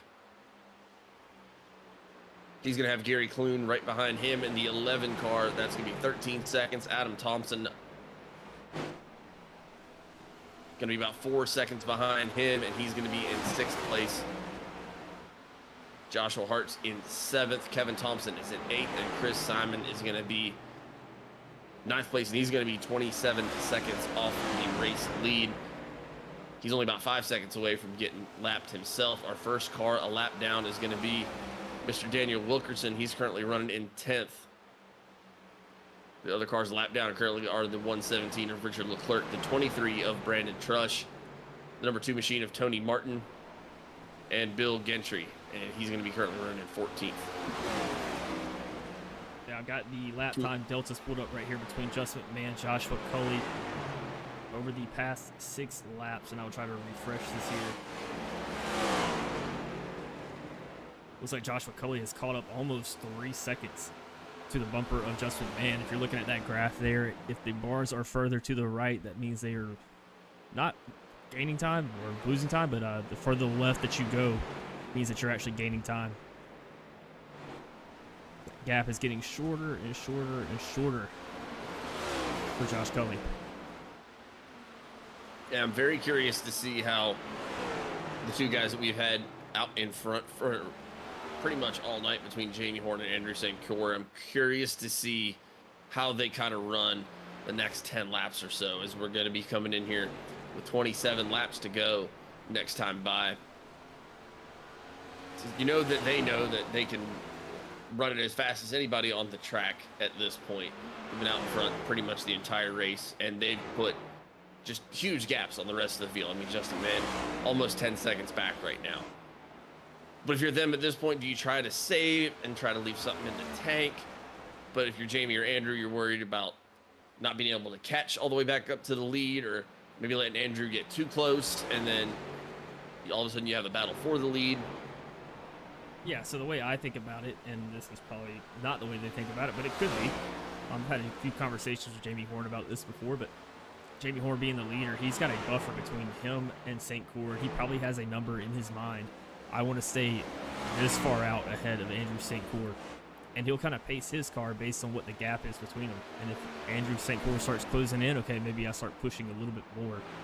But essentially, you're making the guy behind you make the first move and burn his tires first to try to catch up. And if you're St. Coeur, I mean, this is just a lot of a timing thing right here for you. But if I had to make a bold prediction, I think you're going to see St. Coeur close this gap here in the next 10 to 15 laps. I don't know if he's going to be able to get a pass off. It's going to take a lot of tire to get up to him. But I really do think St. Coeur's able to close this gap here if he's got something left in the tank. Put a pin in that to see how that prediction ends up playing out, as the gap between Jamie Horne and Andrew St. Coeur right now sits at 1.8 seconds. Someone who does continue to close the gap, though, is going to be Josh Culley. He is continuing to get closer and closer to the bumper of that 24 machine of Justin McMahon. Like you talked about it earlier, Josh Culley and Jamie Horne running a very, very similar line here tonight. It is obviously working very well for both of them. Gary Clune not out of the mix either for Team BMP. Andrew St. Coeur's teammate up there in 2nd place. Gary Clune currently running in 5th place. He would have about 3 seconds to go to catch up to Gary Clune. Oh, we see Brandon Trush get into the wall there as Kevin Thompson and Adam Thompson are able to fly around him right there. Pretty hard lick from Brandon Trush there.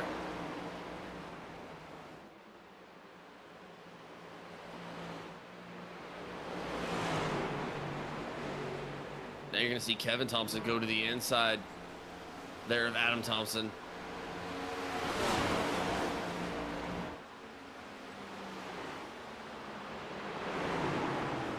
Kevin going to be able to get the run, but he gets really, really loose. Takes it a little hot. Bill Gentry in the 4 car behind him has to slow way down. Adam Thompson over the radio with a good save, buddy. Kevin just flew it in there. I was like, I'm going to be a little bit surprised if he made that stick, because he flew into the corner trying to complete that pass, and I thought he had it, but you saw that little wiggle in the rear of the car happen right there at the end of it, and just not able to hold on to it, but still a really good save to hang on to 7th place there and not have that be a night ender.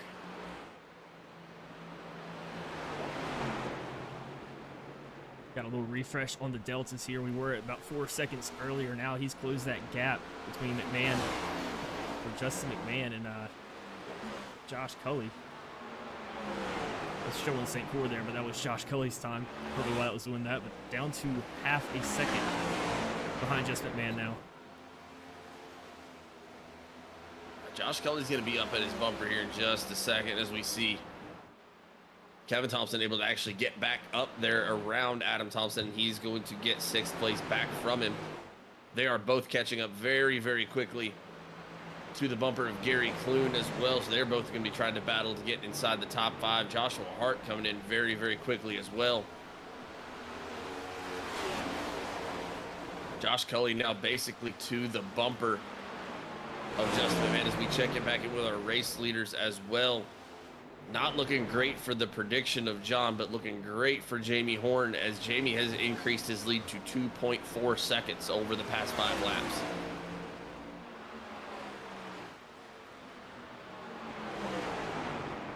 Yeah, about 3/10 faster right now on that last lap between Jamie Horne and St. Coeur as I pull up the last times here on the left side of your screen so you can see just where your driver is placing that last lap at. I mean, Jamie Horne just far beyond what's behind him. I'm going to be very curious to hear in the interviews about what exactly changed as this race went on. Did Jamie Horne find something? Like, was he not hitting his marks in the first stage, or has Andrew St. Coeur catching some damage maybe affected that car? But even so, even if it is damage affecting the car, that just goes to show you A, how good Jamie Horne is, and B, how good Andrew St. Coeur is.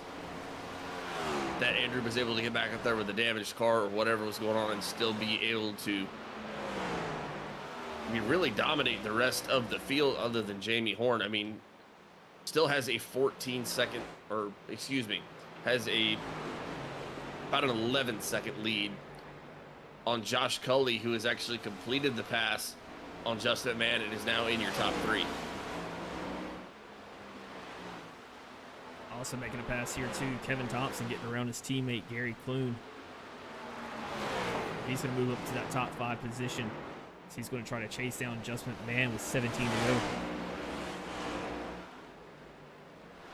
Yeah, and I think as we get later into this run, you're really starting to see kind of the tale of 2 woes here with the way that these drivers were saving tires or not saving tires. I mean, you see guys like Kevin Thompson and Josh Cully who are just flying around the track right now. Josh Cully running a faster lap than your race leader Jamie Horne there by about 1/10 of a second.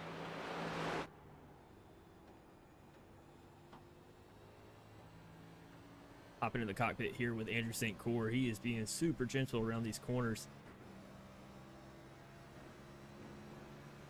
And I believe that's going to be the first lap in a while that was faster than Jamie Horne's. Jamie Horne's trying to navigate through a little bit of traffic here. St. Coeur faster by about 1/10 that last lap. And if Andrew St. Coeur has anything left in those tires, it's time to get up and go. Oh, Tony Martin plowing up high to the wall. And I'll tell you, man, that is not a good feeling when your car starts to plow like that. You can't really do anything but hit the brakes and hope that it can catch. I know I've yelled over not the group radio, the big radio for all the racers, but to my spotter, who Hunter spots for me a lot, that I can't get the car to rotate. And that's kind of what you just saw there with Tony Martin up there in the wall. Yeah, it's one of the most frustrating things that can happen to a driver or to their spotter who's really wanting their guy to get further up there toward the front, but there's just nothing you can do about it at that point, like you were saying, and it's just a pretty hopeless feeling. You know, when you're out there knowing you were maybe 5 or 6 laps ago, you had a car that could run down the rest of the field, and now tires have gone, it's tight, and there's nothing you're going to do to fix it. Yeah, I think those are my 2 most frustrating things about racing is 1, not being able to get back to your line and just losing a lot of spots because you can't get to your line and you're getting boxed out, and 2 is having a car that won't rotate. It will drive you insane. You would think getting past is a bigger frustration, but it's not. I promise you. Trying to make a car go left, and it will not go left. It really wants to go right, and it's going to let you know it wants to go right. Yeah, something about centrifugal force or something like that. Something along those lines. I was pretty bad. Centrifugal force. Physics? It is physics. Yeah, I was bad at that. It's the same feeling when you go around a left-hand turn on the freeway or highway or anything like that, while you feel like you're leaning to the right because your body wants to keep going straight. And the same thing with these cars. They go around this left-hand side. That momentum wants to carry them in a straight forward direction. Or better examples when you're on a roller coaster and it cuts hard left, but your whole body goes right. And still got some battling going on out here on the track. Again, every point does matter. Every position is going to matter as it is playoff season. Seeming like Jamie Horne and Andrew St. Coeur are having this thing pretty in the bag for first and second. Kind of waiting around to see if Andrew had anything left in the tank to get up there and go get Jamie Horne. But Jamie Horne has continued to increase that lead. Now has almost 3.5 seconds of a lead up there. Josh Cully going to be about 12 seconds behind Andrew St. Coeur in third place. Kevin Thompson going to be in fourth place as he's gotten around the 24 machine of Justin McMahon. Gary Clune is still going to be sitting in sixth place, but he has Adam Thompson and Joshua Hart both behind him, who are looking to try to make a move. Adam Thompson was just there on the inside of Gary Clune a second ago, trying to push his nose in there. Wasn't able to get it. Has fallen back just a hair now, but I think he's going to be able to catch back up in the next 9 laps if he does have some tires left underneath it. I'm going to be very, very, very curious to hear from our top three what their kind of different strategies were and what went into making this run what it was. Because, I mean, Jamie Horne absolutely dominating wall to wall from stage 2 on, and just continues to increase that lead as we only have 7 laps left to go here in the NASCAR Trackside Outlet 150 at World Wide Technology Raceway. But Andrew St. Coeur, kind of the opposite of that in stage 1. I mean, really, really dominating performance out of him. And then Josh Cully, stage 1, we were talking about it kind of with some surprise. Normally you see Josh Cully kind of powered his way toward the front, and it wasn't right there until the end of stage 1 where we saw him really turn up the gas, and he has had a rocket ship ever since.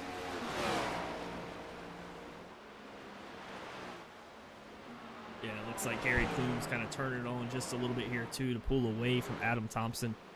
Doing a good job creating some separation. Hey, this is a tough track. I like this track a whole lot. I like the tracks that we were going to for these playoffs. I think it's a fantastic schedule put together by the admins. I mean, you're going from Darlington to Gateway, which is tough, and then next week to Bristol, which is another challenge. So, a really fun playoff schedule we have scheduled here. Oh, it's going to be great, and being able to be in the broadcast booth for this is just, that's just how much fun are we having, man. That's just good stuff. Yeah, after Bristol, heading off to New Hampshire, then Kansas, Las Vegas, Talladega, Phoenix, which is really near and dear to my heart, Michigan, and North Wilkesboro to end it off. And I mean, that's just a schedule. That is a schedule. And it's good stuff, and we're really looking forward to being in the broadcast booth for that, like I said. We really enjoy being in the broadcast booth. It's a lot of fun for us up here. When you have a schedule like this and drivers like these, it is almost incomparable. I think the only thing that you could compare it to is how Jamie Horne feels right now after coming in second place to Andrew St. Coeur at our last race at Darlington. And now Jamie Horne out to about a 4.5 second lead on Andrew St. Coeur here at World Wide Technology Raceway.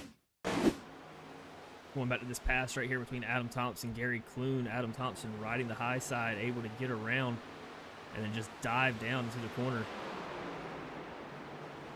Gets a he's got run. he's got his sights set on Justin McMahon, trying to crack his way into the top 5 here. Gonna be curious to see if he has the time to get it done. Something else to take a look at. I know we've talked about most of this run, how much of a rocket ship that Josh Cully has had. Kevin Thompson really showing some long run speed right now as he has continued to close that gap. He is now less than a second behind Josh Cully, trying to get into that top 3 spot, get onto our interview podium, as we only have 3 laps left to go here tonight.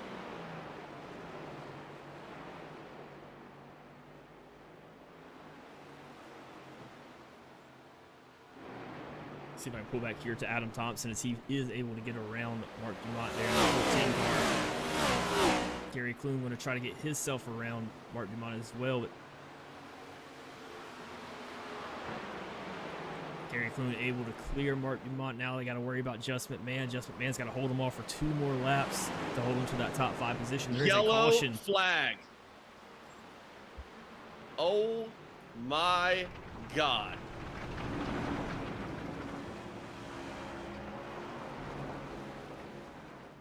What a shakeup. Wow. That just got interesting. I saw Steven Bonomo trying to get around somebody. I felt like I saw Brandon Trush trying to dodge somebody. I completely missed that caution. Going back here to Eric Wharman and Joshua Hart. Oh, Joshua Hart just gets loose. Eric Wharman tries to hit the brakes, miss him.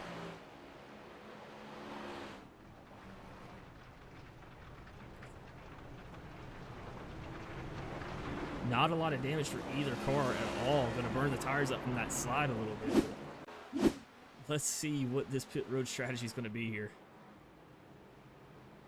If there is a pit road strategy, I mean, do you pit at all?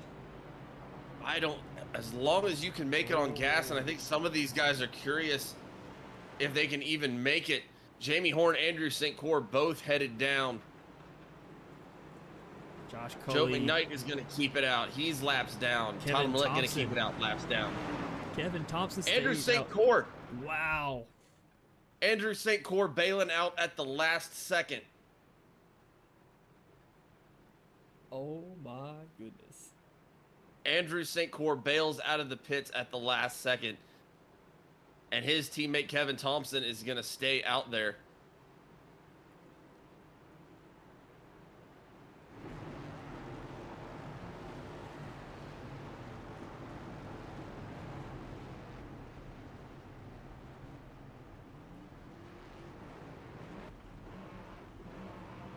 Let's see who's going to win this battle off pit road. Just McMahon getting out. He beat Jamie Horne off pit road. Adam Thompson close but doesn't get it. An update for you here as we watch these drivers come off of pit road. Andrew St. Coeur going to be getting an EOL penalty for missing the commitment cone. I was just about to look into that. Mark McCray in the comments, was Andrew playing 4D chess? He absolutely was trying to. What a mix of emotions here. I heard Jamie Horne come over the radio when the caution flag came out, and he said, pace car coming out of turn 4, and it just sounded like someone had said something mean to a puppy. Like, he just sounded so sad. Oh, I mean, there it is. He was going to have this thing in the bag, and then Andrew St. Coeur with a absolute world beater of a move to try to make a strategy play.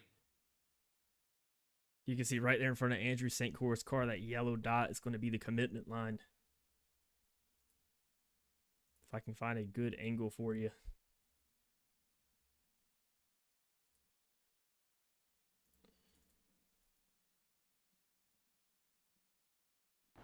So as we get this thing shuffled, oh, go ahead. That should be Joe McKnight as well, I believe, and I think maybe Dumont missed it as well, or Richard Leclerc. If that is commitment line they're going off of. That is so unfortunate to see, and just a really disappointing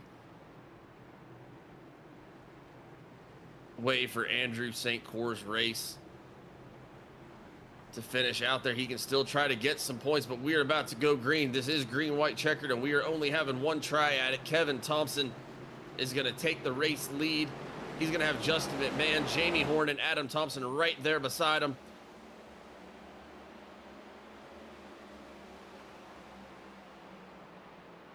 Chris Simon there on the inside. He's trying to make a move. Oh, big Kevin Thompson all the way up there on the high side. Look at McMahon. Kevin Thompson going to race him for it. Justin McMahon tried to shoot the gap.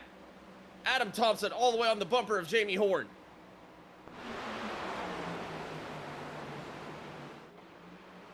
Jamie Horne and Justin McMahon going to race it back to the line right here. Adam Thompson going to be in third place.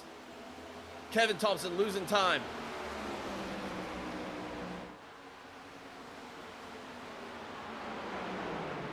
One more time around the track. Jamie Horne going to be on the inside of Justin McMahon. Justin McMahon gets loose. Adam Thompson spinning in the wall.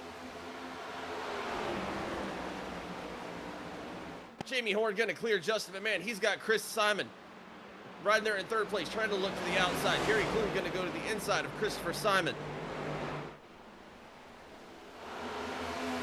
I don't think they're going to have the time to do it. Jamie Horne is going to take the victory here at the NASCAR Trackside Outlet 150.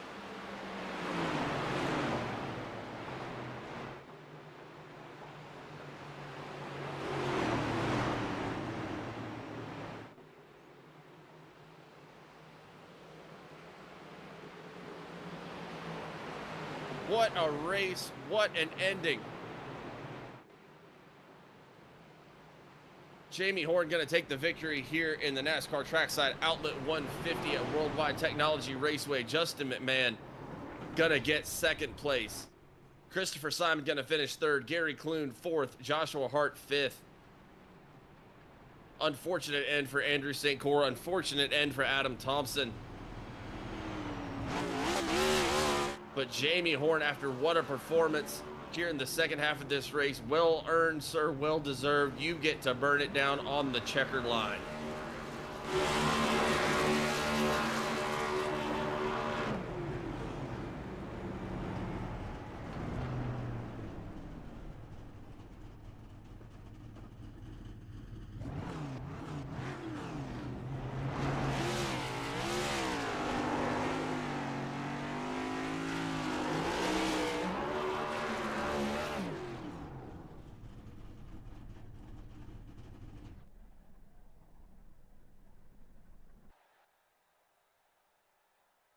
Wow. Before we go any further,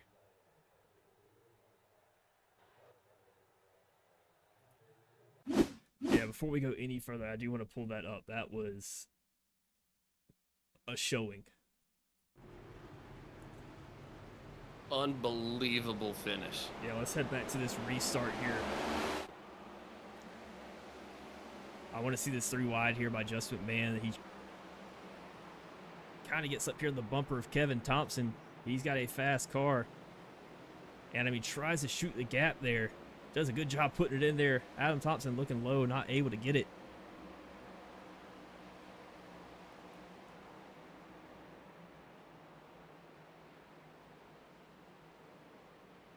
I mean, that high side is just a hard place to be. Then we're going to go back here to this crash by Adam Thompson. I'm sorry. Heard Adam go over the radio. I mean, his initial reaction was that sucks, but him and Jamie were kind of talking over the radio as that was happening. Adam said he was going to try to push Jamie on by so that then they could battle. Adam, knowing he has a really fast car, just not quite able to hang on to it, and just an unfortunate ending. What a finish to the race. If that doesn't make for good TV, I don't know what will. But again, what a well-earned victory for Jamie Horne. What a run by Justin McMahon and Chris Simon to get the other podium spots there. Unfortunate to see the night end for Andrew St. Coeur. Love the thought that he was trying to put into it there, but just barely missed out on what could have been some great strategy and an unfortunate end for Adam Thompson as well, who had such a fast car all night long. Kathy Trush in the comments, OMG. Congrats, number 98, Jamie. Just an awesome finish. And K Doggy also out there saying, congratulations and thank you, NASCAR. Trackside NASCAR outlet for the sponsorship tonight at our home track. Again, shout out to NASCAR Trackside outlet for sponsoring our race here tonight at World Wide Technology Raceway. We will give them their full and deserved ad read here in just a few minutes. In the meantime, we're going to try to chase these drivers down, and we will be right back.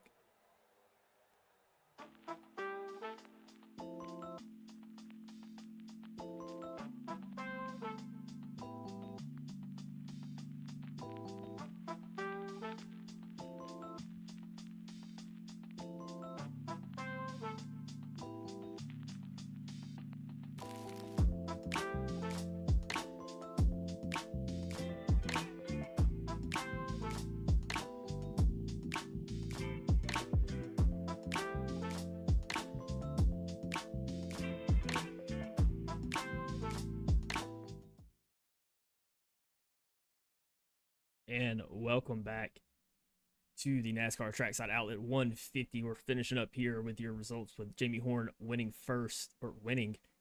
taking the first place position. If you're winning, you are first. Just McMahon taking home second place, and Chris Simon third. First up, I do have Chris Simon, your third place finisher, coming up to the booth. Chris, you got a copy list in the booth? Yeah, I gotcha. Well, man, you've had two good runs this week. One of the ARCA Series, taking the win at Texas, coming in third place here tonight. Talk us through that run. For a second there, you had the fastest car on the track for actually a lot of those laps. I'm surprised I actually was the fastest car out there. Like it seemed kind of slow to me, but I was getting more tighter and tighter in 1 and 2. But yeah, that's really surprising. But yeah, you're talking about how my run went on the second run. Absolutely. Yeah, it's just like on the second run there, I was just trying to I was got a good restart coming after the caution. I was able to get it up to like P4, P3 up there, and I was just try to ride my line behind the leaders. I think I was behind Jamie and Andrew. It's just riding my line there. So just trying to get the car in the bottom 3 and 4, and then about middle in 1 and 2. That's what I was practicing over in the earlier of the session and all, just running those lines right there. But later on, the car got more tighter and tighter in 1 and 2, and I started to lose pace from the leaders, and the guys behind me started to catch up on there. And I was gonna be fine with just finishing maybe like P9, P8, it depending on because I was gaining on those cars in front of me before the final white yellow flag came out, and then the caution came out. That kind of got me a sign of relief because it gave me another shot to get 4 more fresh tires and to see how I can try to contend for at least a top 3, and that's what I ended up at. Yeah, you're not the fastest time in the race overall, but I think for the last like 10 laps of that stint, I had you putting down times about 3/10 faster than Jamie Horne, the leader, who was, I mean, putting down some paces out there, and you were just hauling, catching up pretty quickly though. If Jamie Horne did not pit on that last caution, if the leaders did not pit, would you have went in? Um, if they didn't pit on that last caution, Yeah, if the leader didn't pit, would you have stayed out or went in? I would have went in. That's because I was basically my tires were shot at that point, and I needed something I can able to control and coming into those turns. So I would have just gone in. Yeah, so I know you're good at I'm Bristol. not Oh, I'm not one for making risky plays, but maybe at one point I'll have to try. I see. I know what you mean, but I know you're pretty good at Bristol. That's what we're heading to next week. Give us your thoughts on Bristol and how you think it's going to pan out. Bristol is always hit or miss. It's like I do really good there, but then something happens. It's like either it's I think last time was in the ARCA race. It was more of my fault for not checking up and hitting my teammate there when he crashed out. But yeah, it's just I'm just gonna be practicing that track more and more. You see, I can get it done with this next gen car, and just try to avoid trouble next time because I need a good finish in this track because it's one of my favorite tracks. So I was excited for next week at Bristol. Yeah, so we're excited for it too. Before I let you go, any sponsors or shout outs you want to give? Shout out to my family. They always watch on these Tuesdays and Thursdays. Uh, Shout out to you guys for the broadcasts. Always try to watch them after I'm done racing, or whenever I have a free time. It's always nice to look at these cars, like driving by and learning their strategies. Shout out to Daniel and all the admins for putting out this league. It's always fun racing with these guys, clean racers and all. And of course, shout out to my teammates, Chris Leffrich and Mike Leffrich and Shoney's Racing. They couldn't race today. I think Mike might be on a vacation, and Chris might be busy or not sure. But yeah, shout out to them. Always fun to race with those guys. Funny as hell as well. Yeah, so congratulations on third place tonight and your first place win on Tuesday night in the ARCA series. And looking forward to having you on the podium next week. Yep, I'll try to get up there. Yes, sir. All right, well, have a good night. You too.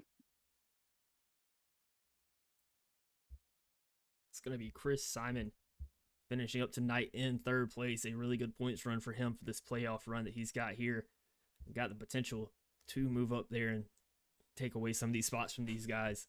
I believe he actually just won a playoff recently, a championship, or maybe second or third. I cannot remember, but I know he got a trophy for it because he posted in our Discord. So looking forward to seeing what Chris can do up here in this playoff, and I know he can do something special. Coming up next, though, I do have Justin McMahon. It's going to be your second place finisher. Really close to being your first place finisher tonight. Justin, you got a copy of this in the booth? I sure do.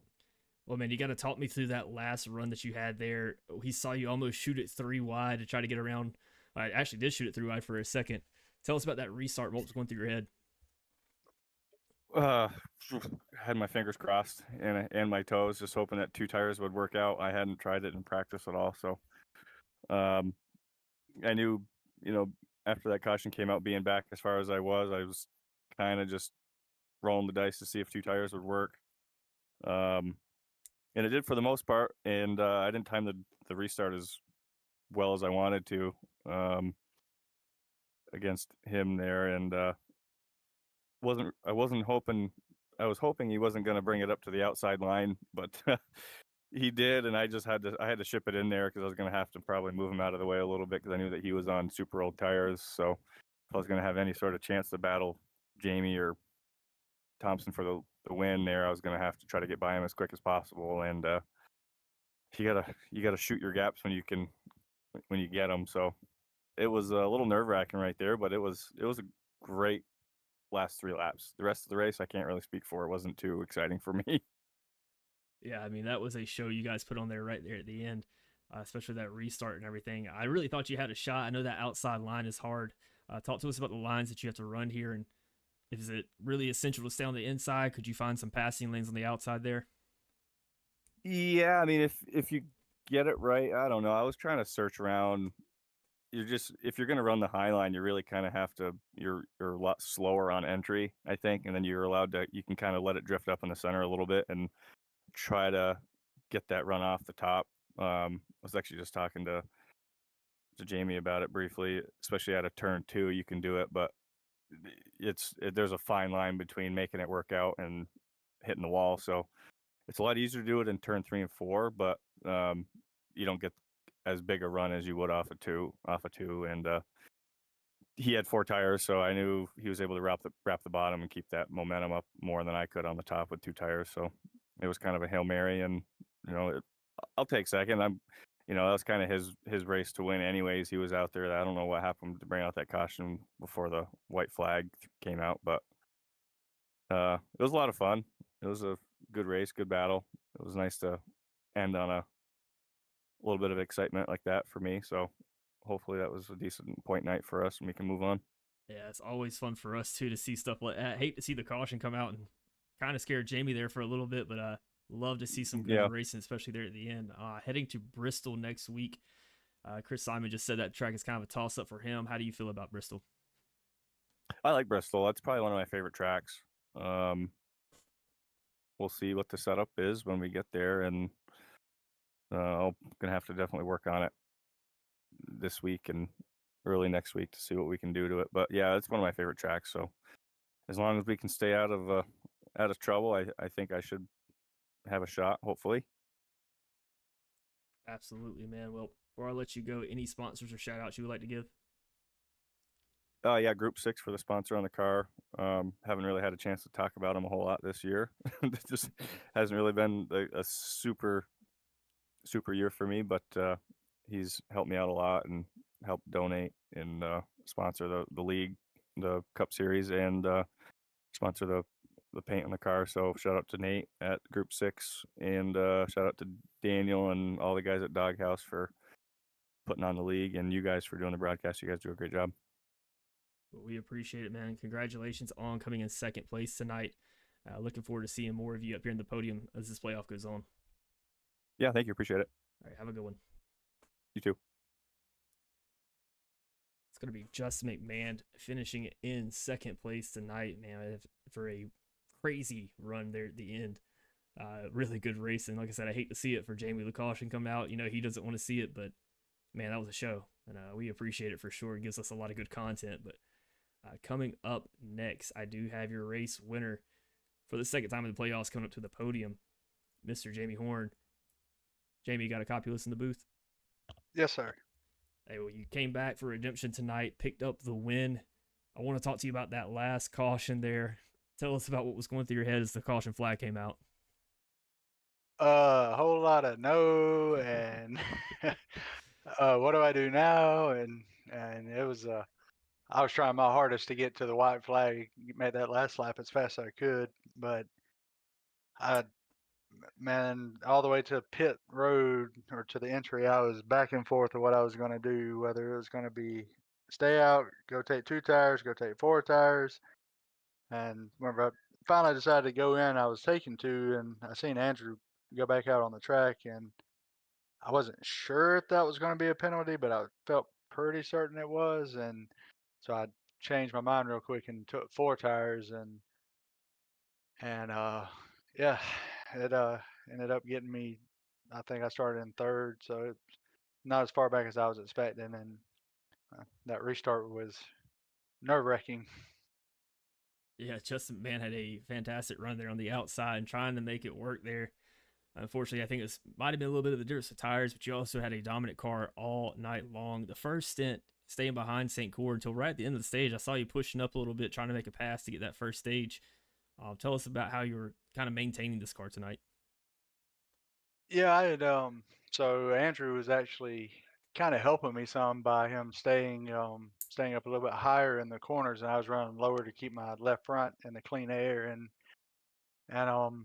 I could get to him, but I never could get enough of a run to really get up there. And I think one time we got side by side and made a little bit of contact in the corner, and that's not how I want to make a pass on anybody. And so I just lifted and backed out and figured second was just as good as first in that stage, and so I backed off trying to save tires a little bit because I want to go as long as I could. And then that caution come out and ended up kind of changing the game plan a little bit. But yeah, it was car was great, uh, handled good all night. I made a couple of adjustments, loosening it up throughout the night. Other than that, it felt really good and fun race.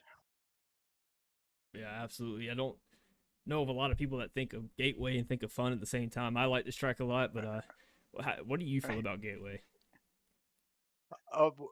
So this first time I've run it in this car, and I wasn't sure coming into the week what this was going to be like. I've run it in the trucks one time, and I absolutely hated the track.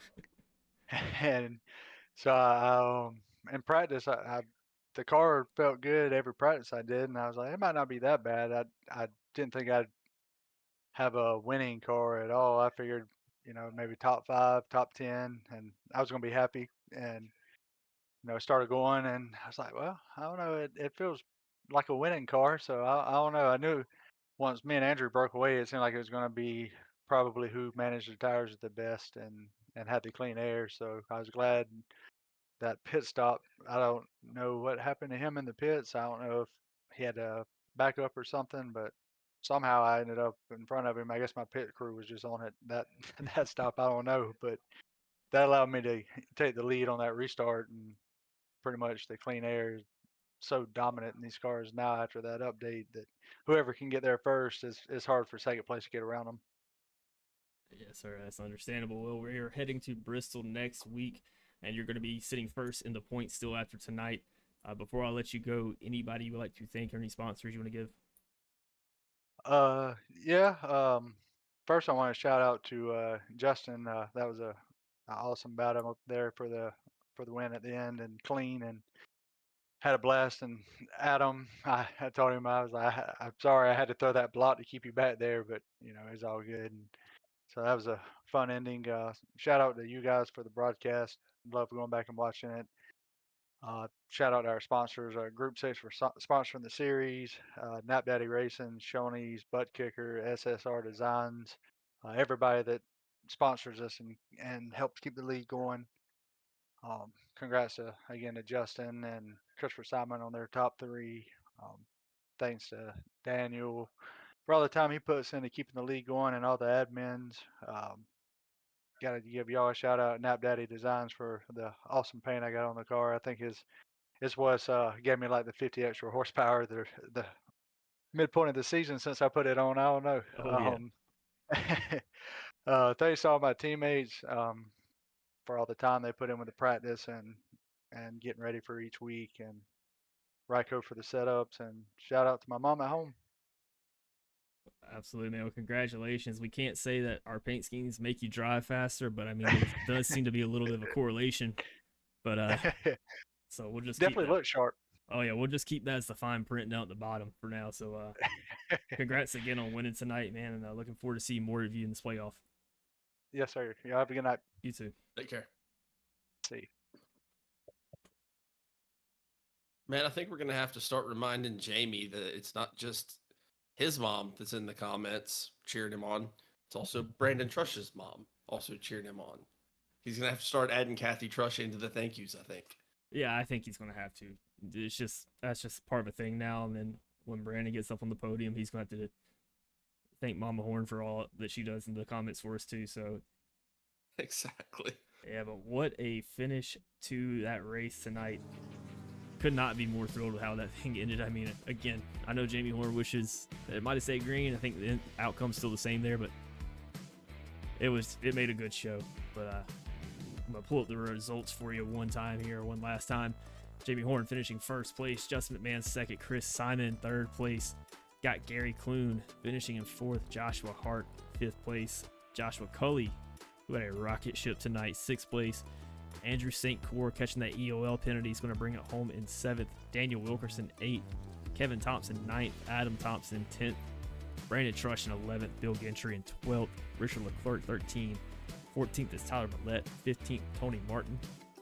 Stephen Bonomo is going to bring home 16th place. Mark Dumont, 17th. Eric Wharman falling back there at the very end from a little accident, finishing 18th.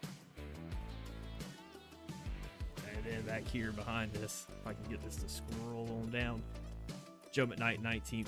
Kevin Powell has some damage early on, taking on 20th, and Gary Armijo 21st place tonight. But with that said, tell us who pays the bills. I will tell you who pays the bills.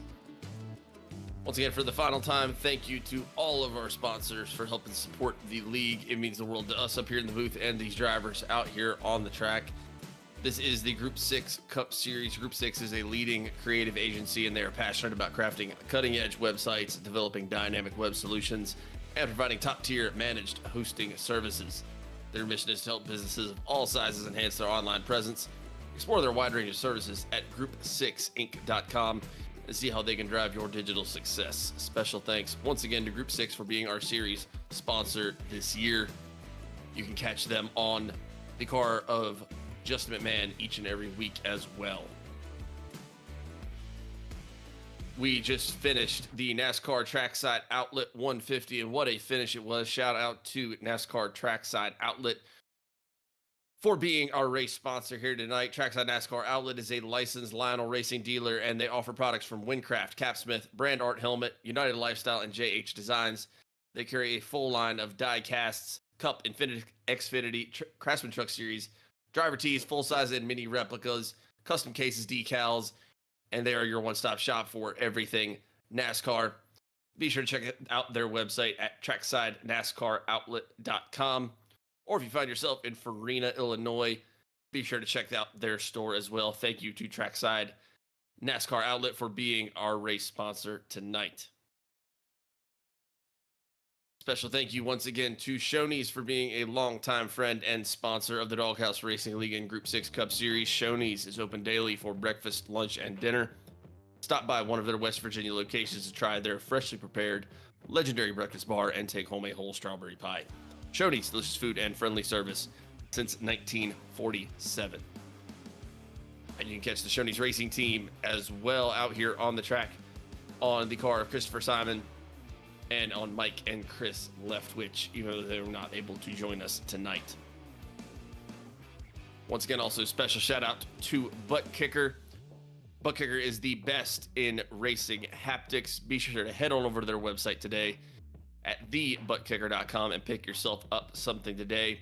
Used by both professionals and casual drivers, it will elevate your sim racing experience. Shout out to them for being a longtime friend and sponsor of the Group 6 Cup Series and the Doghouse Racing League. Shameless self-plug for myself and John. At the end of this race, for those that don't know, myself and John make up Nap Daddy Racing. Started last year as a iRacing design shop. We've tried to be your one-stop shop for each and everything iRacing. Be sure to head on over to our website at napdaddyracing.com to get your very own custom design today. You can also check out our different templates, designs, logos. You want it, we can do it. And even if you're not into iRacing and you want to support the boys, be sure to pick up a t-shirt or a hat. We would very much appreciate it. You can catch us up here in the booth every Thursday night over here on Doghouse Racing TV. You can catch us on our own YouTube channel for the Nap Daddy Cup Series on Monday nights. You can also find us on all the other social medias at Nap Daddy Racing. And you can every once in a while find us live on TikTok. Be sure to check us out over there. We appreciate all of you for checking us out over there and for joining us each and every week over here on Doghouse Racing TV. It means the world to us. Be sure you check out Doghouse Racing TV, like and subscribe so you don't miss any of the action. And thank you once again to everyone who chose to spend your Thursday night here with us. The support was amazing for our second playoff race here tonight. I got blessed with a crazy finish there. Really, really fun for us to watch up here, and great for some and unfortunate for others. Got our last couple comments in here. K Doggy saying congratulations to Jamie, Justin, and Christopher. Sandra Horne saying way to go, proud of you. That was close. As always, cheering on Jamie Horne. Mark Bates saying great racing, almost pulled it off. Adam Thompson, keep grinding. I know Adam was disappointed in that finish, but it made for an amazing run at the end, and he had a rocket ship all night long. And then Kathy Trush also saying congrats to Jamie, number 98. Just an awesome finish. I mean, what a run, man. What a race. I mean, does it make better TV than that? I don't think it does, man. That's just a really good finish. Really dominant performance of Jamie Horne. Hate to see that Andrew St. Coeur caught that black flag. I would like to know a little bit of clarification on that rule. I'm not going against that rule or saying it's bad. I've been caught with that before at Bristol, and after looking at the tape, I clearly missed the cone that is clearly there at Bristol, but here I'm not sure what the commitment cone is. I believe it's going to be that orange box. If you go past that, you have to commit to pit road. So I just figured that out myself, and just out of curiosity, just because I don't know. Same thing with the whole practice times and where you start at the beginning of the race too. We're figuring stuff out. You know, we're learning some things about the rules. Every rule's a little different for each league, but yeah, very unfortunate for that. And if it was that whole orange box, then yeah, that definitely was it. I hate to see it. That was going to be a good finish. We've seen a chess match between Jamie Horne and Andrew St. Coeur all year. I think it's going to continue to keep on going. But some other guys making a run for it here in this playoffs, as I think the playoff points may be updated. I know the admin do a really good job of keeping that updated on the website. If you want to find out where your driver's sitting at, go to doghouseracingle.com. Click on Cup Series and you can see exactly the standings and the results from the previous race. So I'm trying to pull them up here. And I do have an updated list here. Jamie Horne's going to stay in first, St. Coeur in second, Kevin Thompson third. Eric Wharman moving down to that fourth place spot, being replaced by Kevin Thompson. Just McMahon staying in fifth. Other big movers, Stephen Bonomo moving up 2 spots tonight. Zachary Miller moving down 2 spots. Daniel Wilkerson moving up 4 spots to that 12th place position. So a little bit of movement going on here. It's going to heat up as we get going in this playoffs. We have 7 races left as I do quick math in my head. There you go. Yeah, that's There you go. 10 minus 2, man. It has been a long day. We can halfway talk, but for us, though, that is going to be just about it. We're going to be right back here next Thursday night. That's going to be starting at 7:45. Going to be at Bristol for the Night of Thunder. Sounds exciting. Night of Thunder. I'm not sure if that's like a race or if it's like a 80s hair band. Like either way, I'm in. Oh, I'm definitely in. I'm wondering if we'll see some throwback schemes for some people here, but that's a wild race. I mean, you heard from Chris Simon, you heard from Jamie, or not Jamie, or Justin McMahon about their thoughts on that race and the track and everything. So I think it's going to be a good one. A lot of people like going to Bristol. And again, fantastic playoff schedule they have here in the Doghouse Racing League. If you would like to join and get in a racing circuit, you can check out Doghouse Racing League on their website and also join their Discord and get in. Their ARCA series is just about to end, I believe, Tuesday night, and I'm not sure when they're going to restart. And this season, as it comes to an end, will be accepting more drivers. So get in while you can. It's a fun league, very clean league. I would dare say it's the best league out there that you can join. And pretty consistent, been going on for as long as I've been in iRacing. So excited to see this thing keep on going and see these talented drivers keep on growing the skill. But with that said, I think that's going to be just about it for us here tonight. Be sure to like, subscribe, follow, drop us a comment down there, tell us what you thought about the race. And with that said, we'll see you guys next week. For the last time, I've been John. And I've been Hunter. We will see you guys next time. Take care, everyone.